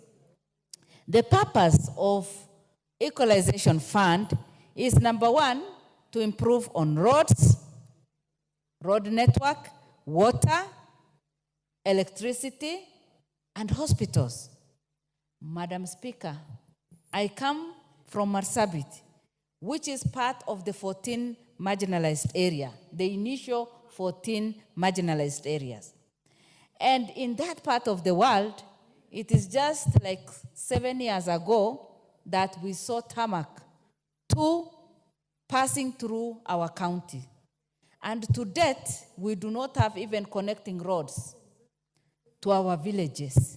We are still struggling.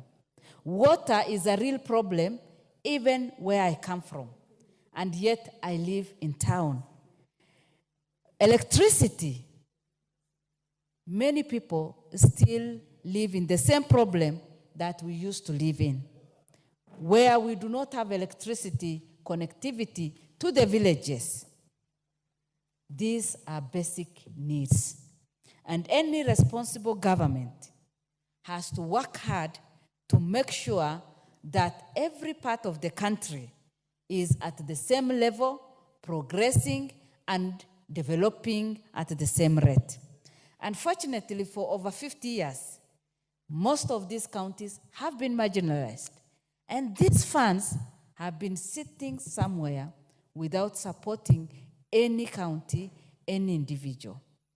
And that is why today we are debating on the same. But the unfortunate bit, the counties that needed to benefit from this has grown from 14 to 34. What does this mean? It means that the funds that was to support and help the real marginalized areas is now scattered and distributed among many counties such that it will not make any positive impact on the counties that have suffered for the last many years since independence. We need our education system to be improved, infrastructure, we need water, roads, our hospitals. Up to today, in some of our counties, people travel for over 300 kilometers. And imagine of an expectant mother who is in labor on a rough road, traveling for 300 kilometers. Most of them have lost their lives as they struggle on the roads. Majority of them have also delivered on the road. Is that what we want to continue hearing in the 21st century? No. And that is why, yes, many counties still need this money, but we should go back to the original 14 counties so that the 14 counties can grow and come to par with other counties. Honorable Speaker, as we talk of this, again, any fund that goes to the counties, most of the time are mismanaged. It is unfortunate because we fight for more resources to go to the counties. But unfortunately, at the county level, corruption, again, is practiced at a very high level. And so the monies that are meant to bring development and growth goes into people's pocket. In fact, most of the time, it does not even benefit the counties, but it gets out of the counties because those individuals in the counties invest out of their own counties.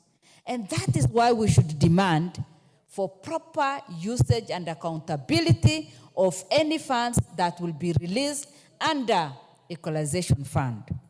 Again, when it comes to implementation of this, the usual practice of tender and people given contracts to do any particular development. Honorable Speaker, the experience is these tenders are given to close friends or relatives or even people from outside those counties. And that is why, as members of parliament, we should make sure that these tenders get into the hands of individuals working and living in those counties so that that money can be generated and can benefit the local business people. A lot of local business people have lost their businesses because they have not been supported, and even if they do businesses, they have not been able to generate good income because of poor economy. And that is why we need to enhance those people who are already doing businesses at the local level and make sure that the money, the profit that they get will just circulate and assist the people within their counties. Again, Honorable Speaker, the 22.7 billion arrears, the Treasury should strategize or come up with a plan of releasing these monies, because if we do it in many years, it will not have any positive impact. It is like a drop on an ocean.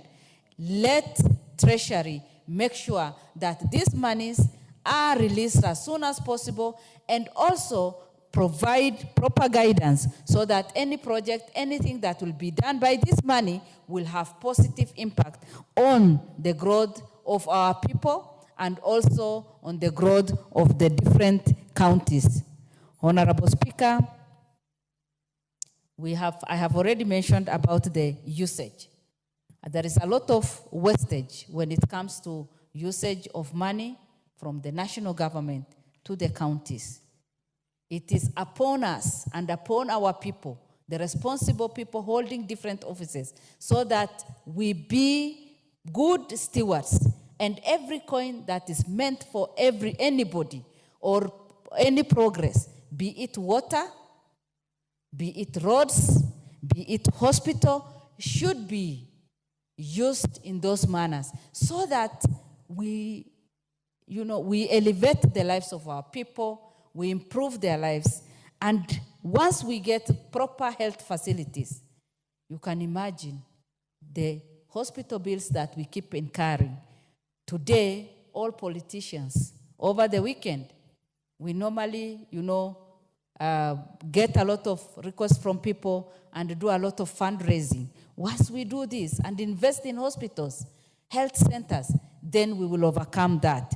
Proper roads, the many accidents we have, and especially after the destruction that has been made by the rains, we can be able to reduce the suffering of the people on the ground. Honorable Speaker, I support and I believe that Kenyans will make good use of the money and also plan well so that the counties can really benefit and their lives can be transformed. Thank you, and I support. Majority Whip. Majority Leader. Honorable Speaker, thank you very much. Honorable Speaker, I want to say this. I am one of the proponents of this fund, because this fund is one of the very important funds in the Constitution. The Constitution is very clear. It talks about funds should be given counties, national government, and third, this fund that we are talking about. Those three funds.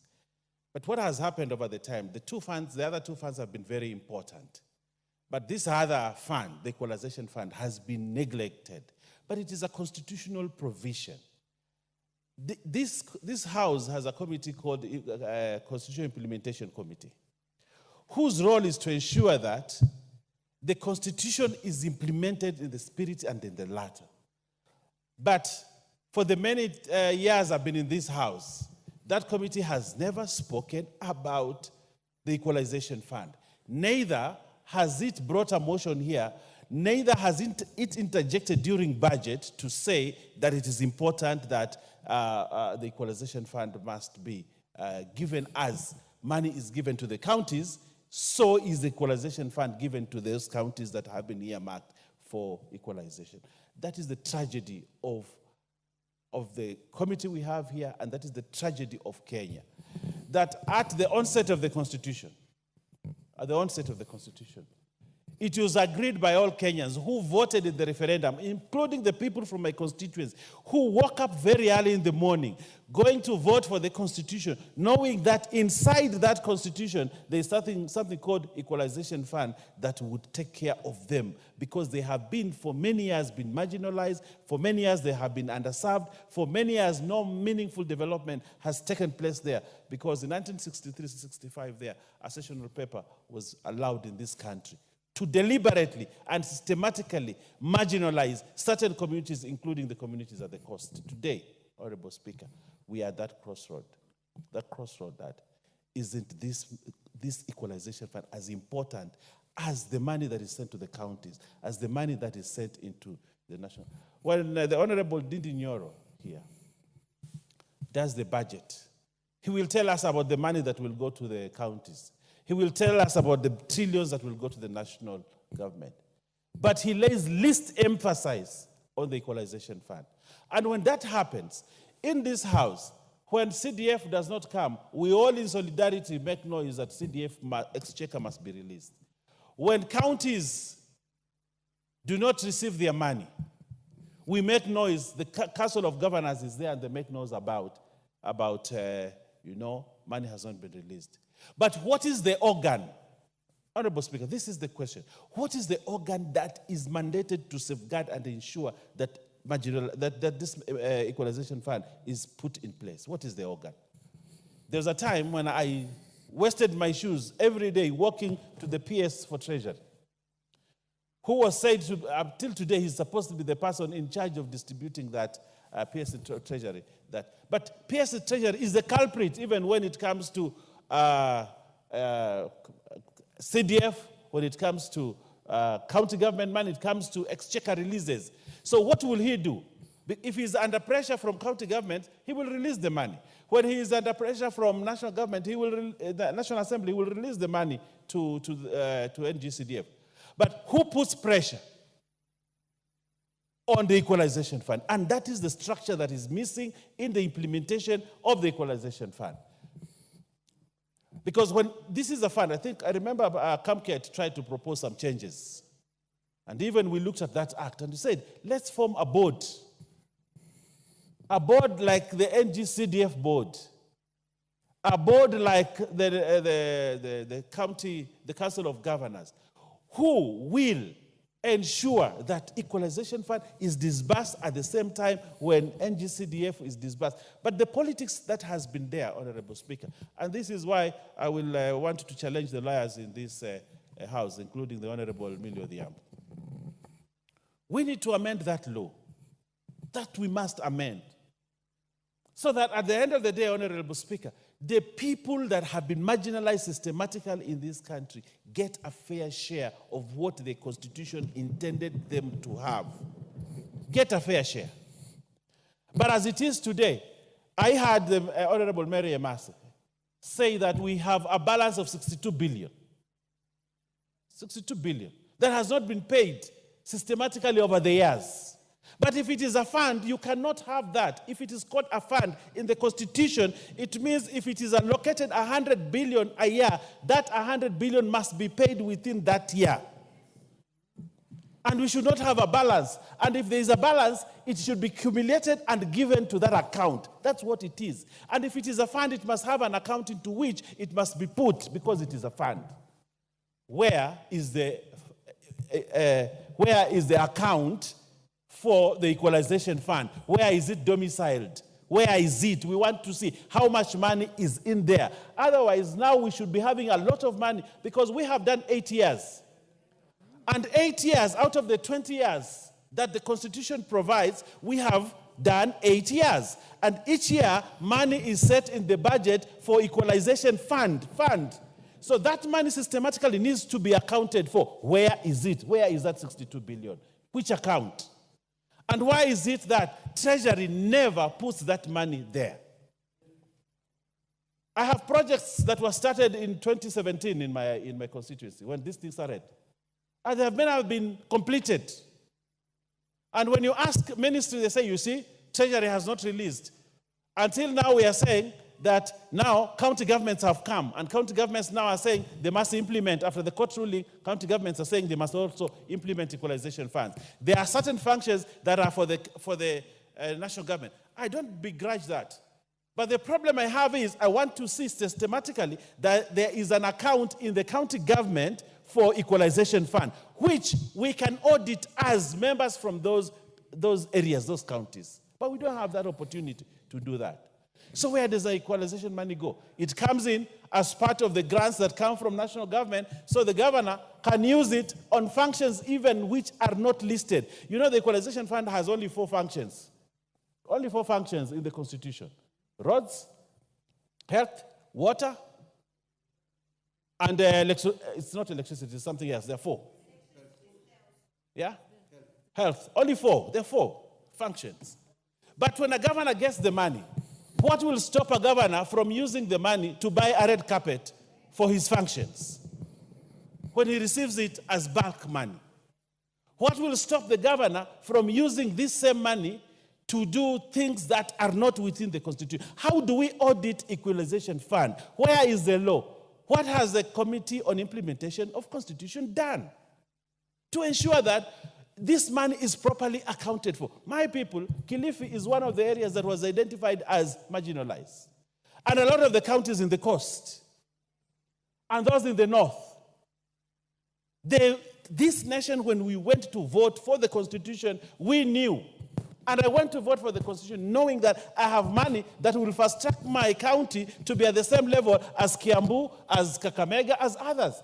But that dream is buried in the soil, dead, that dream of my people. Why? Because we have, and previous government, have systematically ensured that there is no proper law to put into account the use of equalization. I think that has been the trick, that as long as we don't have a law, we can run away from disbursing equalization fund. But the law, Honorable Speaker, you know, you're a lawyer, you know. When something is identified as a fund, in the just like we have consolidated fund, just like we have the CRF, you know, it's a fund. You can't run away from putting money there.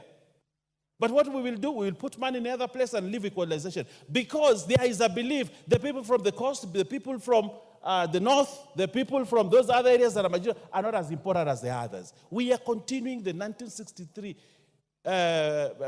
sessional paper. We are continuing the same thing.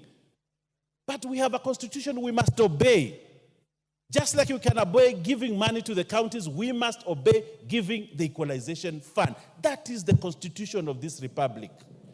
So when we stand to uphold that constitution in this parliament and any other office, and we say we are swearing by this constitution, why are we failing to implement it for the people that have been systematically marginalized in this country? Why? Because they are not important?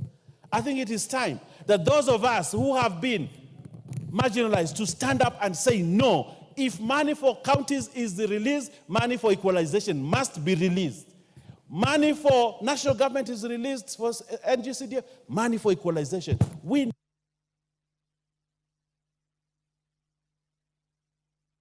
Bro and Baya, why are you looking at me like you want more minutes?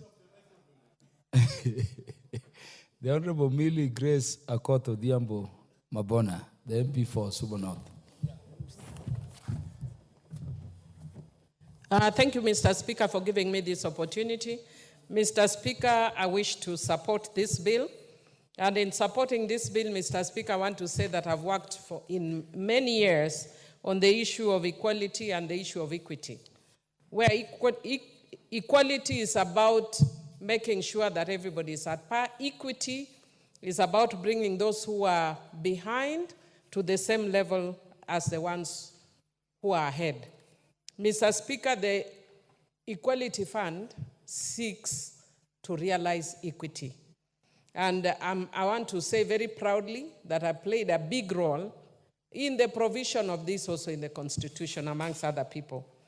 And Mr. Speaker, even though I agreed with some of my colleagues, I want to disagree in some respects, and especially in relation to the member from Samburu. I know that when we had the first policy, it had 14 counties. And I know that, there's a member who was contributing and kept referring to 14 counties. It's no longer 14 counties with good reason. There are no 14 counties in the Constitution. And the first policy tried to identify 14 counties based on history of what we have considered as marginalized in this country. And Mr. Speaker, after the implementation of those 14 counties, one of the things that was coming out clearly is that there are definitely pockets of marginalization in this country. I'll give you an example of my own constituency.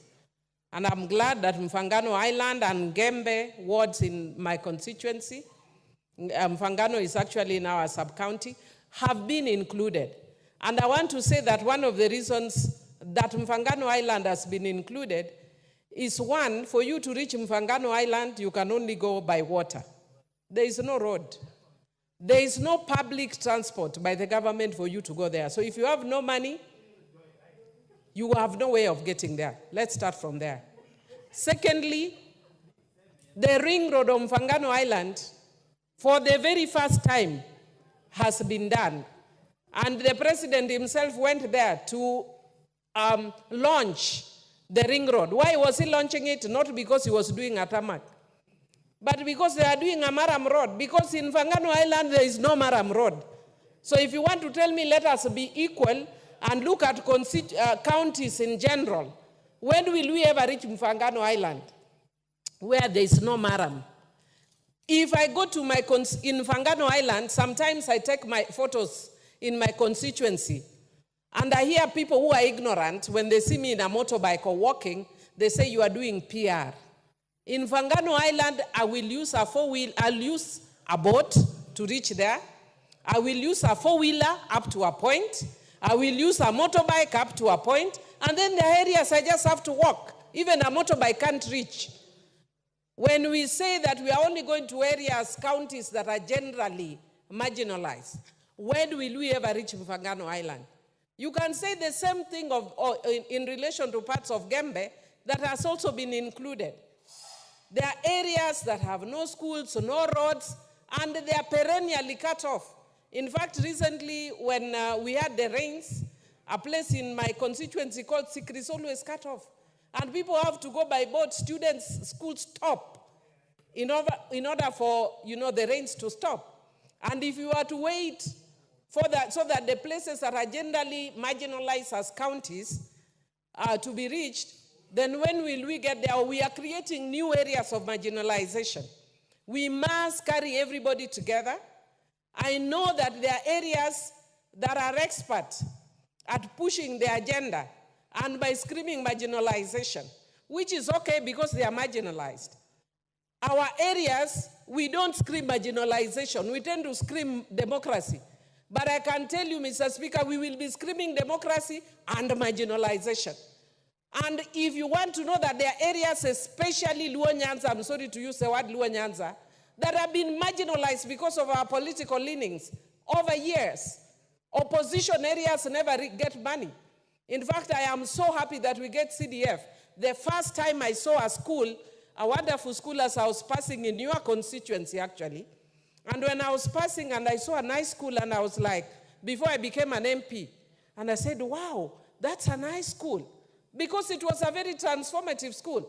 And I was told that school is built by CDF. And I was so proud to discover that it's my grandfather that actually donated that land. But if it weren't for CDF, a lot of schools in our areas would still be mud-walled because of our politics, which is opposition. And Mr. Speaker, it is unfortunate that even if you look at even the US, that they are going through elections now. There are people who are in government and people who are in opposition. That's the essence of democracy. Mr. Speaker, having said that, I actually want to say that we are missing the point. We are referring to the Constitution without even making reference to what that Constitution says in relation to marginalization. And Mr. Speaker, I want to say that if you look at the interpretation clause of the Constitution, it says marginalization includes traditional community that out of a need or a desire to preserve its unique culture and identity from assimilation has remained outside the integrated social, economic life of Kenya as a whole. That would include the Suba people, or an indigenous community that has retained and maintained a traditional lifestyle and livelihood based on hunter or gatherer economy. That would include the fishing community, or pastoral persons or communities, whether they are a nomadic or settled community, that because of its relative geographic isolation has experienced only marginal participation in the integrated social and economic life of Kenya as a whole. So, Mr. Speaker, it actually talks to very many areas of the country. It doesn't only talk to northern Kenya, which I agree is marginalized, but so is my constituency. And I also want to say that if you look at the same interpretation section, it says marginalized group is defined as a group of people who, because of laws or practices before, on, or after the effective date, were or are disadvantaged by discrimination on one or more of the following grounds in Article 27(4). And those grounds include race, sex, pregnancy, marital status, health, ethnic or social origin, color, age, disability, religion, conscience, amongst other things.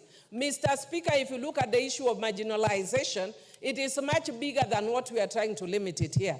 I want to agree that there are areas that have been marginalized, including northern Kenya, including coastal areas in Kenya, including Suba areas. And that's why you see both Suba North and South are included. That's why Ndiwa is included, because those are areas that have been marginalized. In fact, other parts of Nyanza and Homa Bay would be marginalized, save that God was gracious, and they have fine weather, and so they do well economically. Other areas may not have that, but that the weather, as I had one member talking to, is not included in the definition of marginalization.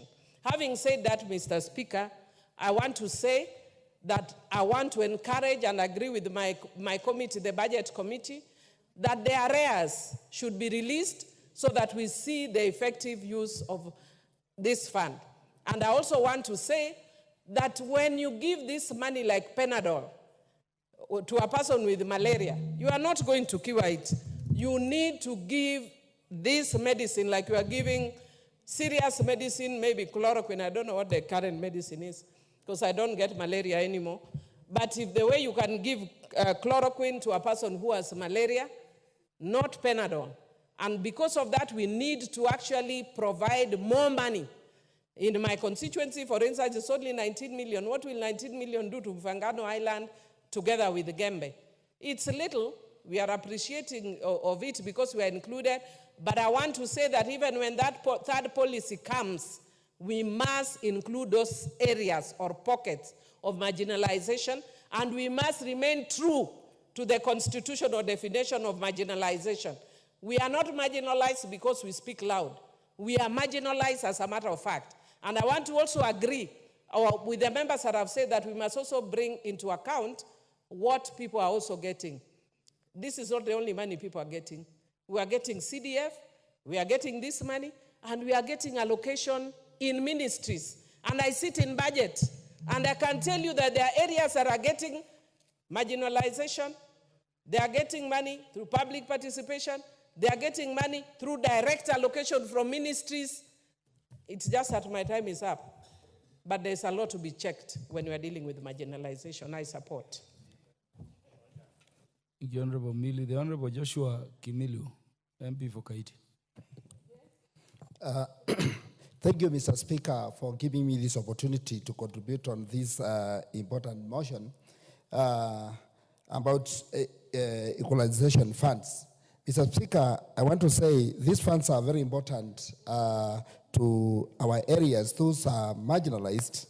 Although, Mr. Speaker, as a support, I want to say a lot has to be done, Mr. Speaker, because I think there are also areas which are marginalized and they are not benefiting from these funds. Mr. Speaker, when you go to some counties, like early this year, I traveled to Wajir County, and Mr. Speaker, I was shocked to see a county without electricity network, Mr. Speaker. And these are the areas we need to fight for them to benefit from these funds. Because, Mr. Speaker, if we are Kenyans, as Kenyans, we need to mind of those areas which are marginalized, Mr. Speaker. Mr. Speaker, these are the funds which need to be given to these counties to do like, especially if you talk of health centers. In this century, Mr. Speaker, there are some areas whereby you can travel for more than 20 kilometers to look for a health center. Despite county money, Mr. Speaker, these are the areas which need to benefit by this equalization fund, Mr. Speaker. Because health centers are key, Mr. Speaker. In my constituency, I have hilly places, Mr. Speaker. And going from one health center to another one, Mr. Speaker, sometimes it's a challenge because of the transport. Mr. Speaker, from my constituency to get Maram, Mr. Speaker, you need to travel more than 50 kilometers, Mr. Speaker, to make those roads. So, Mr. Speaker, I think this money can help in making roads in our counties and also improving the transport sector in our area, Mr. Speaker. Mr. Speaker, I think this money should be increased and also released at the right time, Mr. Speaker, because it's very important to help our people who are languishing in poverty, because there are some counties which are living in very low status, Mr. Speaker. And with this money, it can help in health centers, roads, water, like some areas, Mr. Speaker, from where the county I come from, Mr. Speaker, there are some areas whereby to get water, you have to travel more than 10 kilometers to access water, Mr. Speaker. And Mr. Speaker, with this money, I think we can do boreholes, water pumps, which can also help and try to alleviate poverty from our areas, Mr. Speaker. This money, Mr. Speaker, can also help in mobilization of community and capacity building, Mr. Speaker. Because if you do capacity building in an area, in fact, you help that community to alleviate in poverty, Mr. Speaker, which can assist and also help to improve education. Mr. Speaker, these equalization plans also, although we have CDF, Mr. Speaker, and that's why sometimes I speak in this house and say the CDF we have is not even enough to improve education in our constituency, Mr. Speaker. Because there are some areas where there are no schools, there are no infrastructure, Mr. Speaker, and with assistance, with the little money we get from CDF, together with these equalization funds, Mr. Speaker, I think we can benefit a child of this country, Mr. Speaker. So I think, Mr. Speaker, I want to support this motion, and I want to say that as Kenyans, we need to stand with this fund and try when it comes to accountability, Mr. Speaker.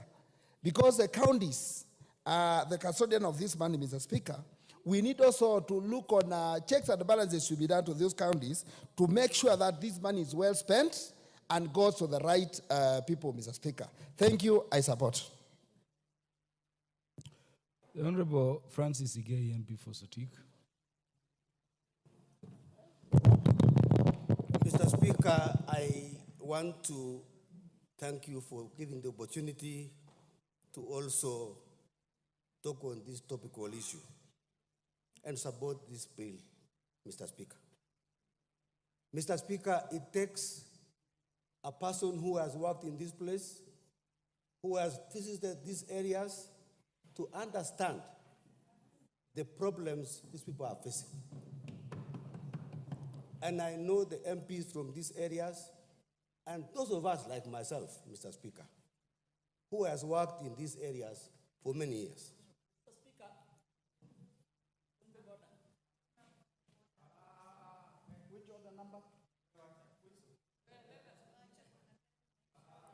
The Honorable Francis Igei, until the Speaker stops you, Mr. Speaker, I want to say, Mr. Speaker, I worked in Garissa for 5 years, and I understand what the problems people in this area are facing. Mr. Speaker, I want to tell you, Mr. Speaker, if you go to a place like Amuma, go to a place like Almagala in Garissa, you understand this problem. Mr. Speaker, I want to say 2 things. Number one, I want to thank the framers of this constitution, which is very, very important and which is leading in Africa, that they thought very clearly, with a lot of wisdom, that we must bring up people who are underdeveloped in this country to come to par with other parts of the country. Mr. Speaker, I think we need to address the issue of legal framework. Mr. Speaker, this fund is like a fund free for all, Mr. Speaker, because there is no legal framework to show the use of these funds. And I want to recommend, Mr. Speaker, that we ring fence this fund so that when it is dispersed to the counties, it is known that it's going to a particular area, education, infrastructure, roads, health, so that we are specific about where this money is going to. Mr. Speaker, we need also to address the issue of corruption.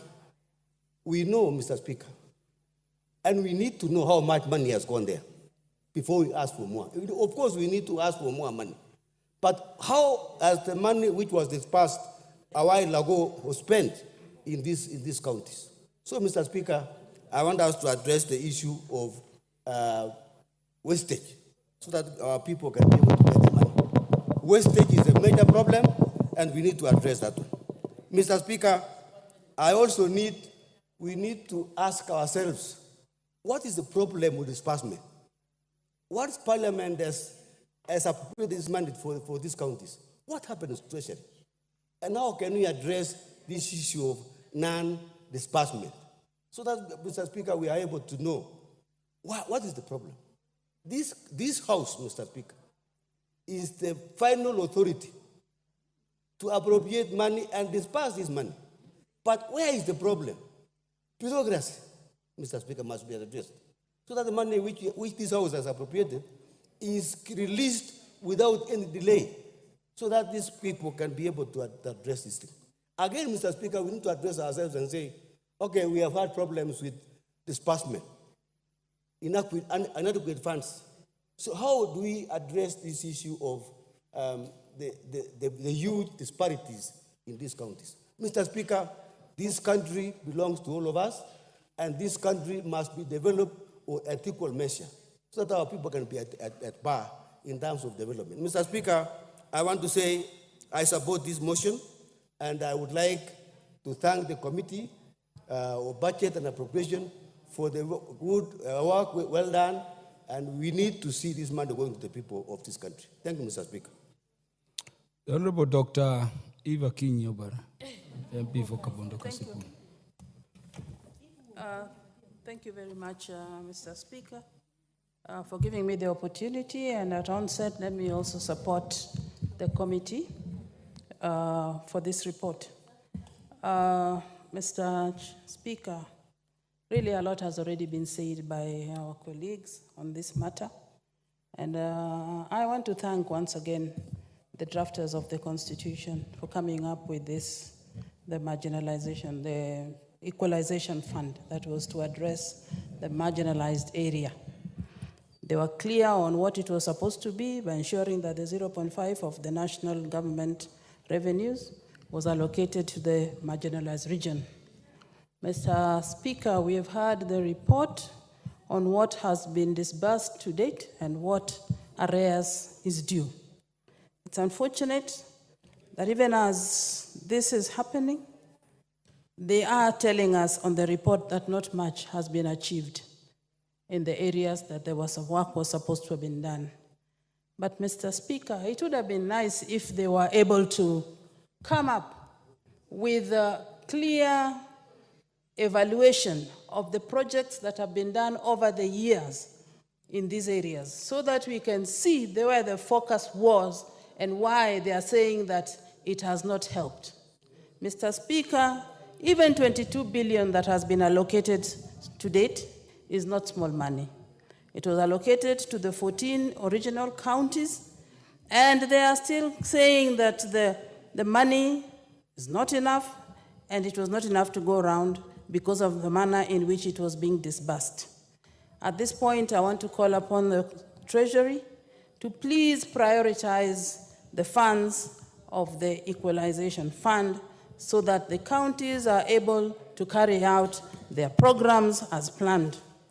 Mr. Speaker, we have been told that now we have 34 and the list is here, and yet at the same time, the sunset clause is soon to set in on this fund. We only have 6 years to go, and it may be prudent to come up with another bill to extend the fund because, as we have been told, not much has been done. Mr. Speaker, on even the areas that they have touched in, I was sitting here and wondering that what actually was the priority when they were disbursing the funds for the programs. What priorities? Did they do public participation with the people for the people to tell them what they wanted to do? I support their recommendation that the board has not been effective, and I support their suggestion that something should be done so that they probably have a more focused board that will be able to look at the interest of the people or work in the best interest of the people of these regions. As they do this, it is important that the list be reviewed again to see if the position is still the same, the status is still the same. Some areas may have developed through other funds and may not need to be in this list again. Finally, Mr. Speaker, even as we sit in this House, we have seen ourselves being marginalized from other regions. Marginalized in the manner in which allocations are being done for certain programs. And it should start with this House. We have seen people taking 400 million for power. One region, not even a region, one constituency. We have seen people taking a lot of money for roads, one constituency. And this, in other words, is also marginalization. So let us address these issues. Let people be fair. Let's look at this country as one where each one of us pays tax and deserves taxes, services. Thank you very much. And once again, I support. Thank you. The Honorable Geoffrey Mwangi, the MP for Tetu. Thank you, Mr. Speaker, for giving me the opportunity to also lend my voice to this very important bill. Mr. Speaker, allow me to say from the onset that addressing issues of marginalization and issues of equalization is important, and this is one way to achieve national unity. It is sad to learn that today, many years after this fund was conceptualized, there are arrears, the disbursements have been minimal, and it is only good that going forward, that the National Treasury ensures that the funds that have been earmarked for this fund are released and used for the interventions for which they were intended. I would like to applaud the Senate for doing two very important things in this bill.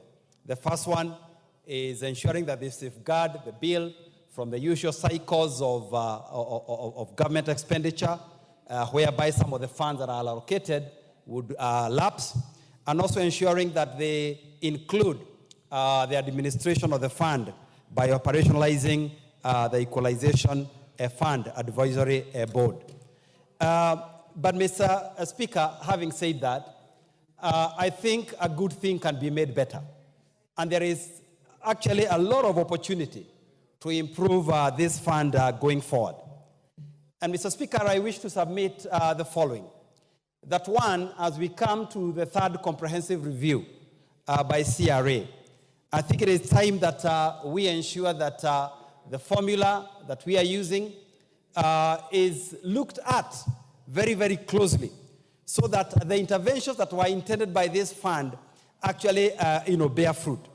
We are talking about extending the number of years. Some people have here contributed saying we should extend the number of years that the fund has been given. But I don't think that is the solution. What we should also be talking about is how effective have the interventions that we have been making been. We need clear documentation. We need clear monitoring. And we need regular reports to this House and the Senate as to what results are we getting from these interventions. Otherwise, we can be on this marginalization journey or interventions for so long, without us getting, any result.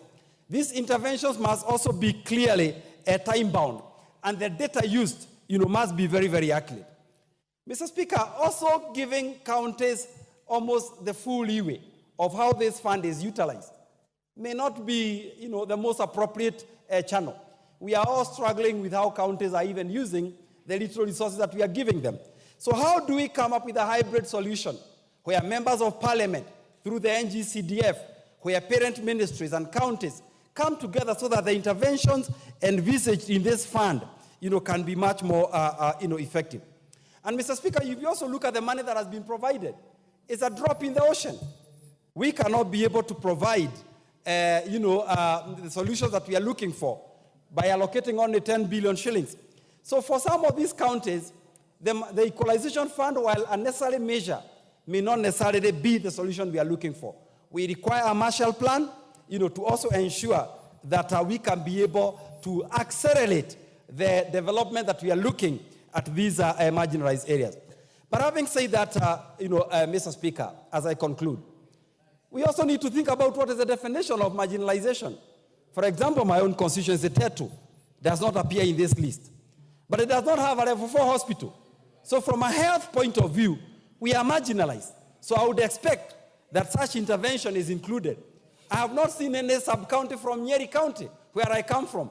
Kieni is actually a very dry area, almost the same as Samburu, or the same as Wajir, and it requires intervention for water, for schools, for electricity. So, Mr. Speaker, as we expanded from 14 to 34, maybe it is time we took it to 47, and then we look at specific areas and specific issues of marginalization, because indeed, every country in this country, every county in this country has some level of marginalization. I rise to support, and it is important that we get it right going forward.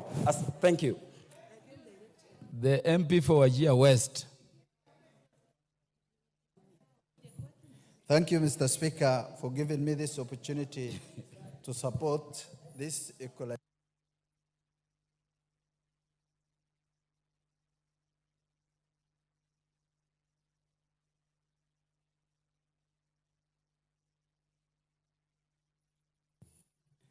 Thank you, Mr. Speaker, for giving me this opportunity to contribute to this Equalization Fund Appropriation Bill number 2.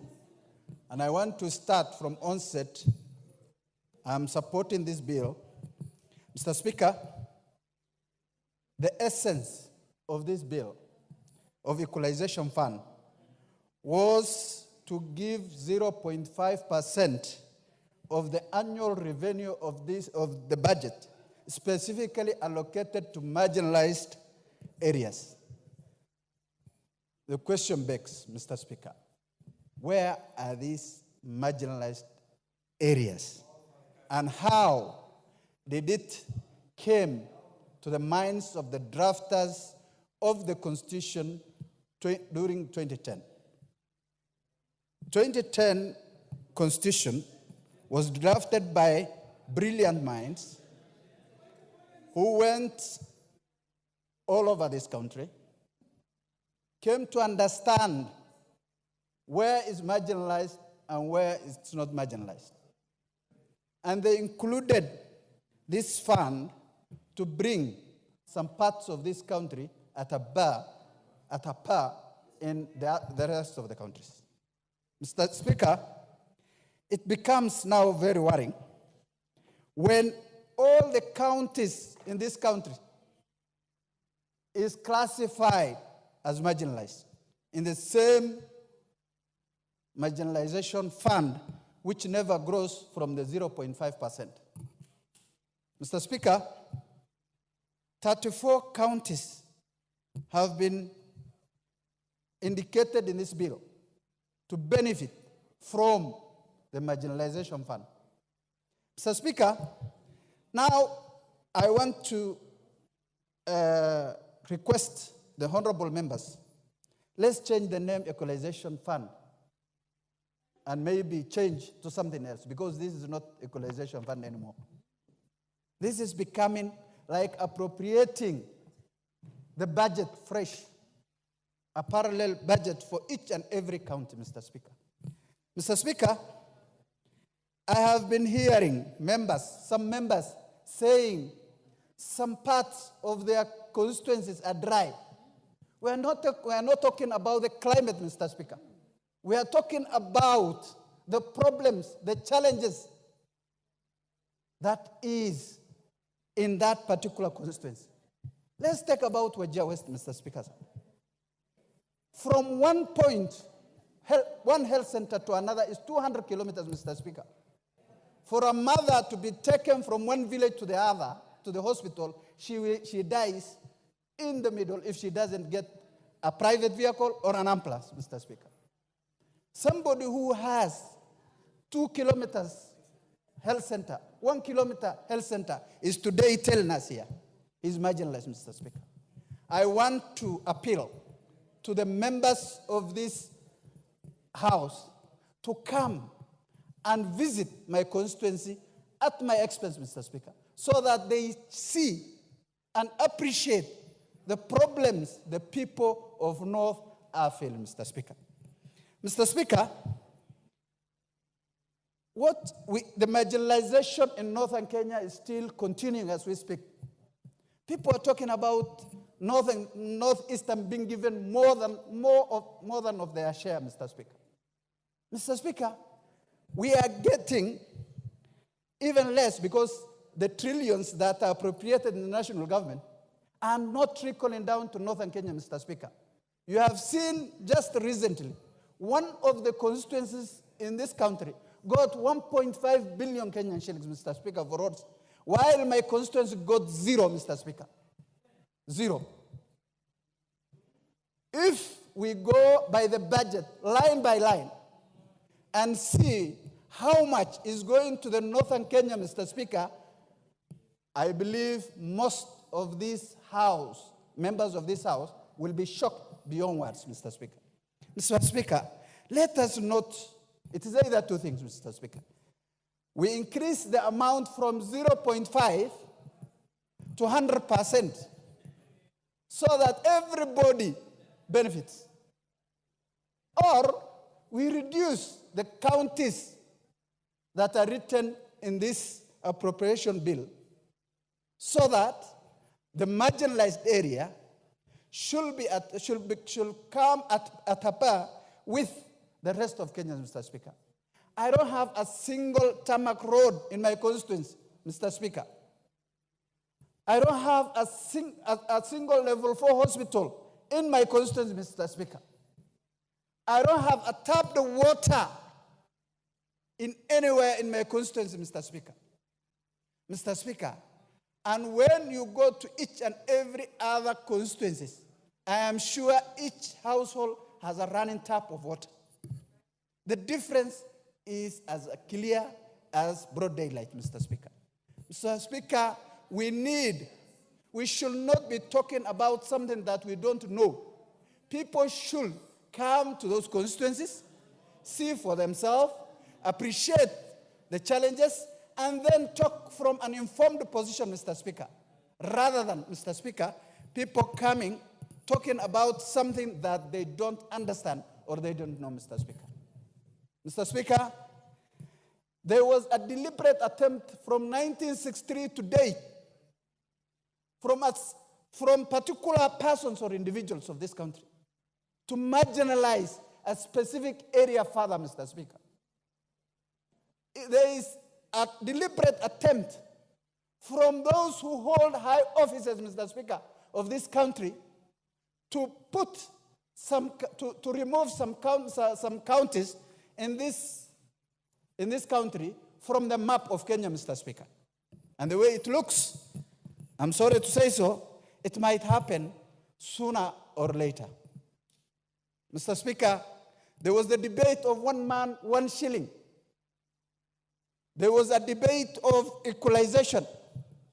There is a debate of so many things that just target specific areas, and people can't see small amount of money trickling down to those areas. We're in committees, and my brother Okello is a witness here.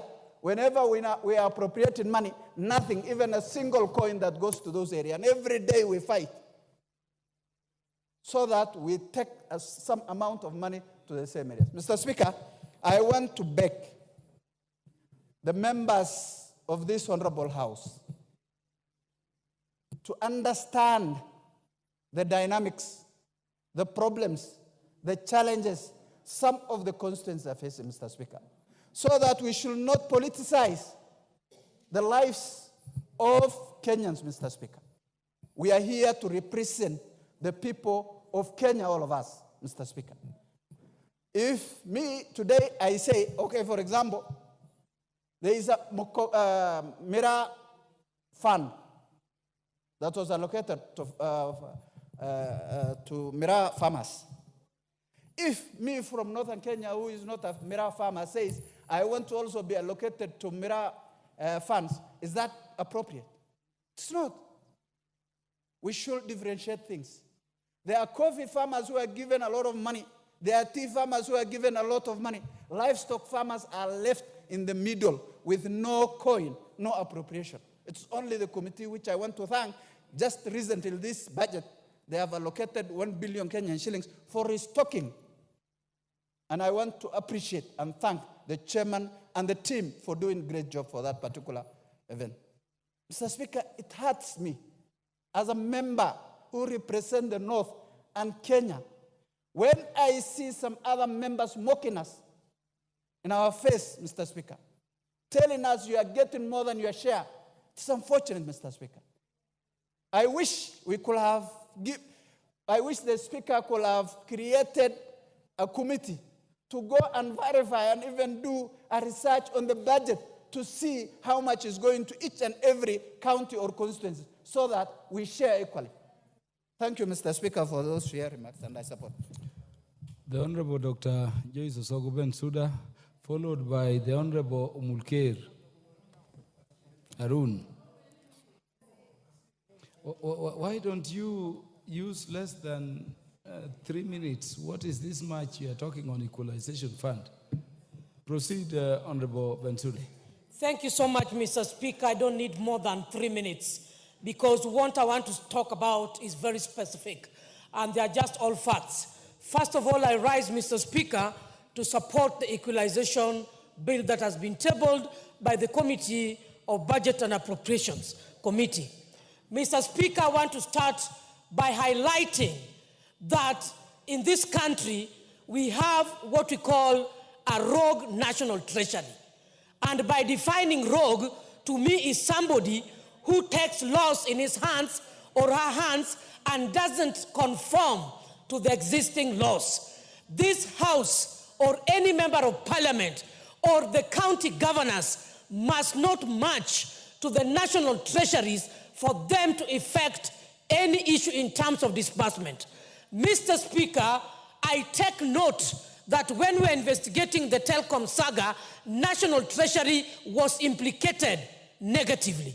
Mr. Speaker, when I sit in the committee for the Centralized Funds Account Committee where we oversight what has been done and reported by the Auditor General, we realize that there are issues with disbursement from National Treasury in terms of the NGCDF funds and in terms of GAF funds. We are saying that this House is not junior to National Treasury, that we must beg, we must crawl, we must kneel for them to release funds. Mr. Speaker, when it comes to equalization funds that was tabled, we noticed that 22 billion only has been released. And they're saying that there is laxity in disbursement of funds from the National Treasury. Mr. Speaker, I would like it to go on records that the PS National Treasury must be brought in this House and clear explanation to the facts that we are begging of and seemingly to be singing lullaby that the funds must be released. The PS National Treasury must respect this House and must respect the formula with which funds are supposed to be disbursed. Mr. Speaker, it is quite hurting that if 14 areas, counties, were identified as marginalized, I take cognizance that the Constitution respects what marginalization is. I want to uphold whoever or the committee that increased the number from 14 to 34. In fact, I'm saying that they ought to have increased it totality to 47 because this country is seriously undergoing economic marginalization. I'm just from the rural areas. When we look into Homa Bay, I visited quite a number of markets, Mr. Speaker, sir. All markets, most of them, they do not have electricity. They are crying of transformer. The MPs cannot implement what they are not given, what is not disbursed. The governor equally cannot implement what is not stretched. And so my serious number one fact, the National Treasury must be disciplined, must stop being rogue. Number two, Mr. Speaker, sir, regulation and framework must be put in place. We need a clear tabling of what projects were supposed to be undertaken in the 14 counties. We looked through during the flood areas, and we could watch over the television how farmers are suffering. The produce are getting rotten. There are no roads. There are no schools. And so we are saying, in as much as equalization funds were supposed to address infrastructure, supposed to address issues of education, health, we are saying we don't want to beg anybody over this. The same way we are budgeting and putting issues right, I want to see that when the budget for this financial year, next financial year, will be tabled in this house. This house must rise to maturity and not focus on the political divide. It is a high time this house must know that they choose to put Kenya on the right track or put Kenya into the drain dogs. And so I'm saying as legislatures, we must stand firm that right things are done. We must not rise up for NGCDF on GAF to be given. Even the women reps of this country, we are marginalized in our own form. There are no funds, yet we are expected to work. We are waiting for what the president promised, 1 billion in the budget cycle. We had been given 1 billion for sanitary towels. We are also marginalized. We are waiting for 1 billion. We don't need to kneel unless as a National Assembly, we don't know why we were elected here. PS National Treasury, take charge, be disciplined, and serve this nation, and must be brought to the floor of this house. Thank you, Mr. Speaker, sir.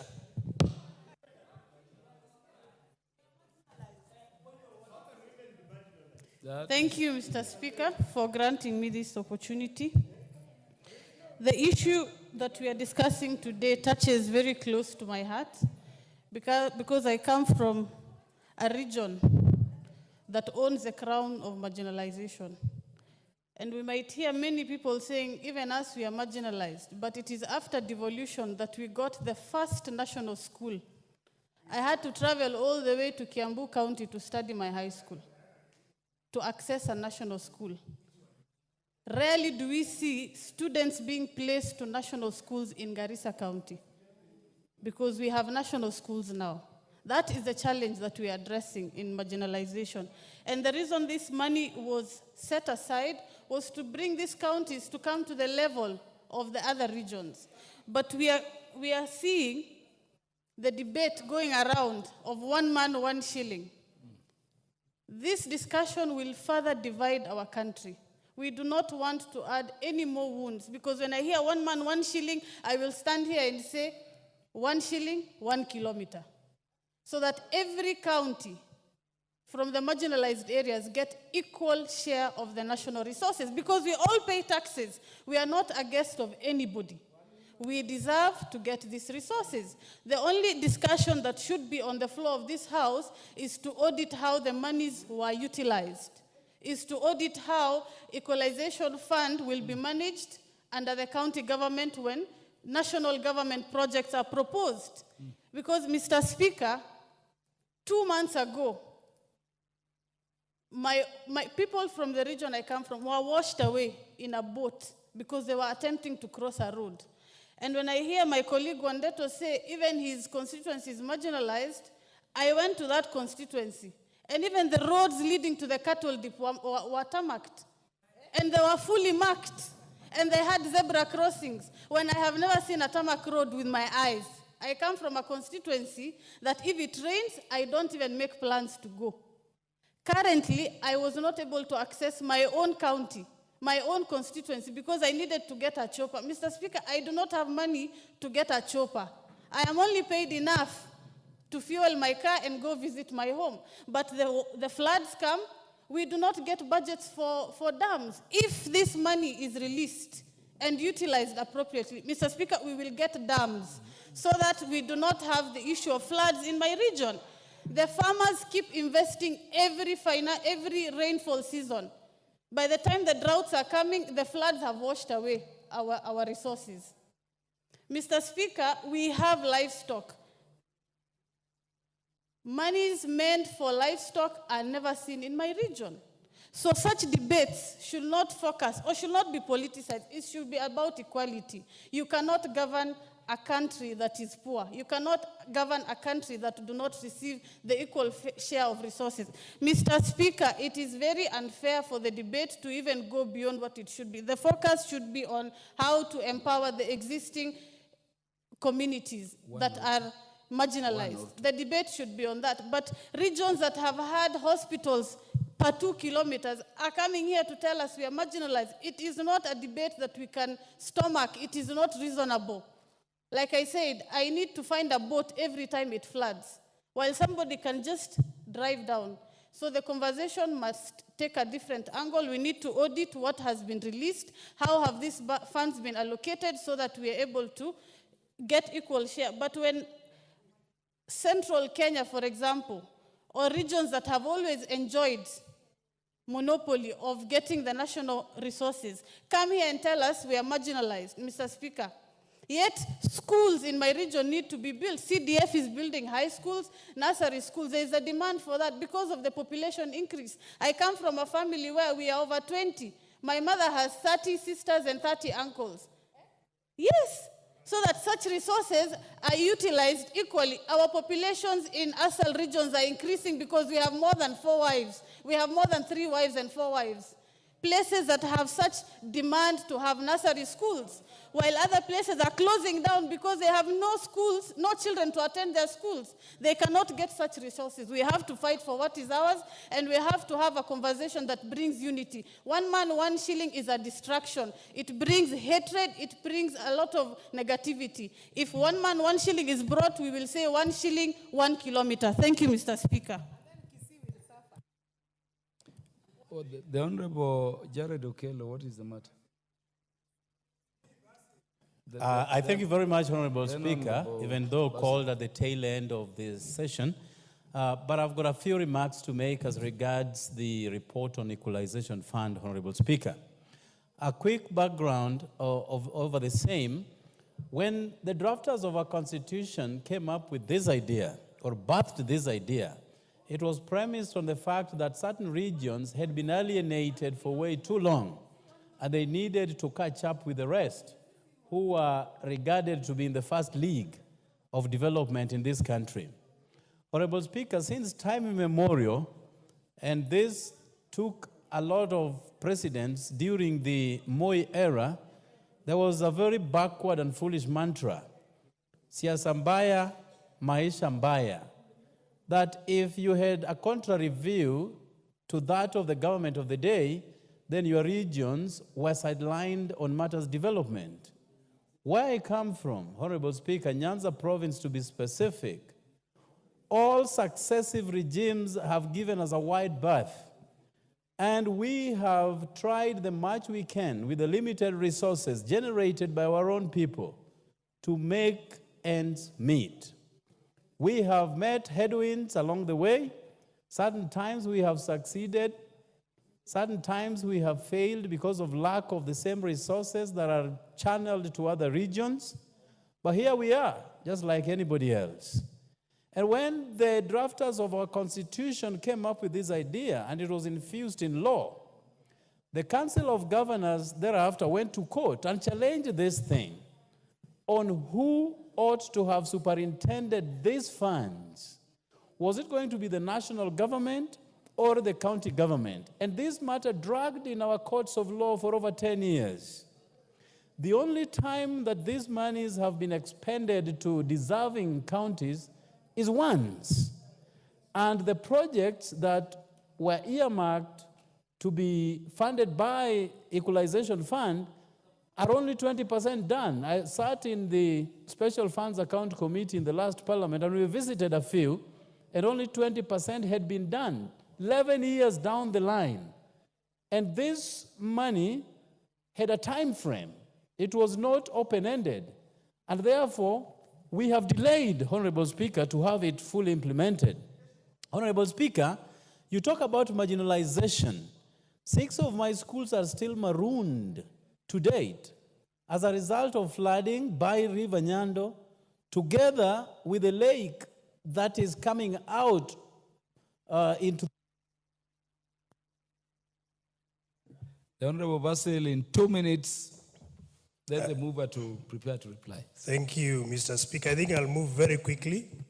From onset, I think as much as I support the Equalization Fund, I want to say I'm very much disappointed with the level of biasness in distribution of resources under Equalization Fund. I don't understand why Yatta is missing from this list, considering that in Yatta, most of my roads, 99.5%, are actually weather roads. Electricity connectivity is below 40%. The teachers employed by BOM, Mr. Speaker, are about 55%. So, Mr. Speaker, we need to shun away from negative ethnicity, tribalism, which is contributing to the level of disparity that we see. Mr. Speaker, I want to say that this fund should actually be managed by national government, and baseline data should be the one to guide distribution of resources by not tribalism, Mr. Speaker. Because if we continue this way, we'll be like what Obama, the former president of the US, metaphorically said, that it is easier for a child from central Kenya to celebrate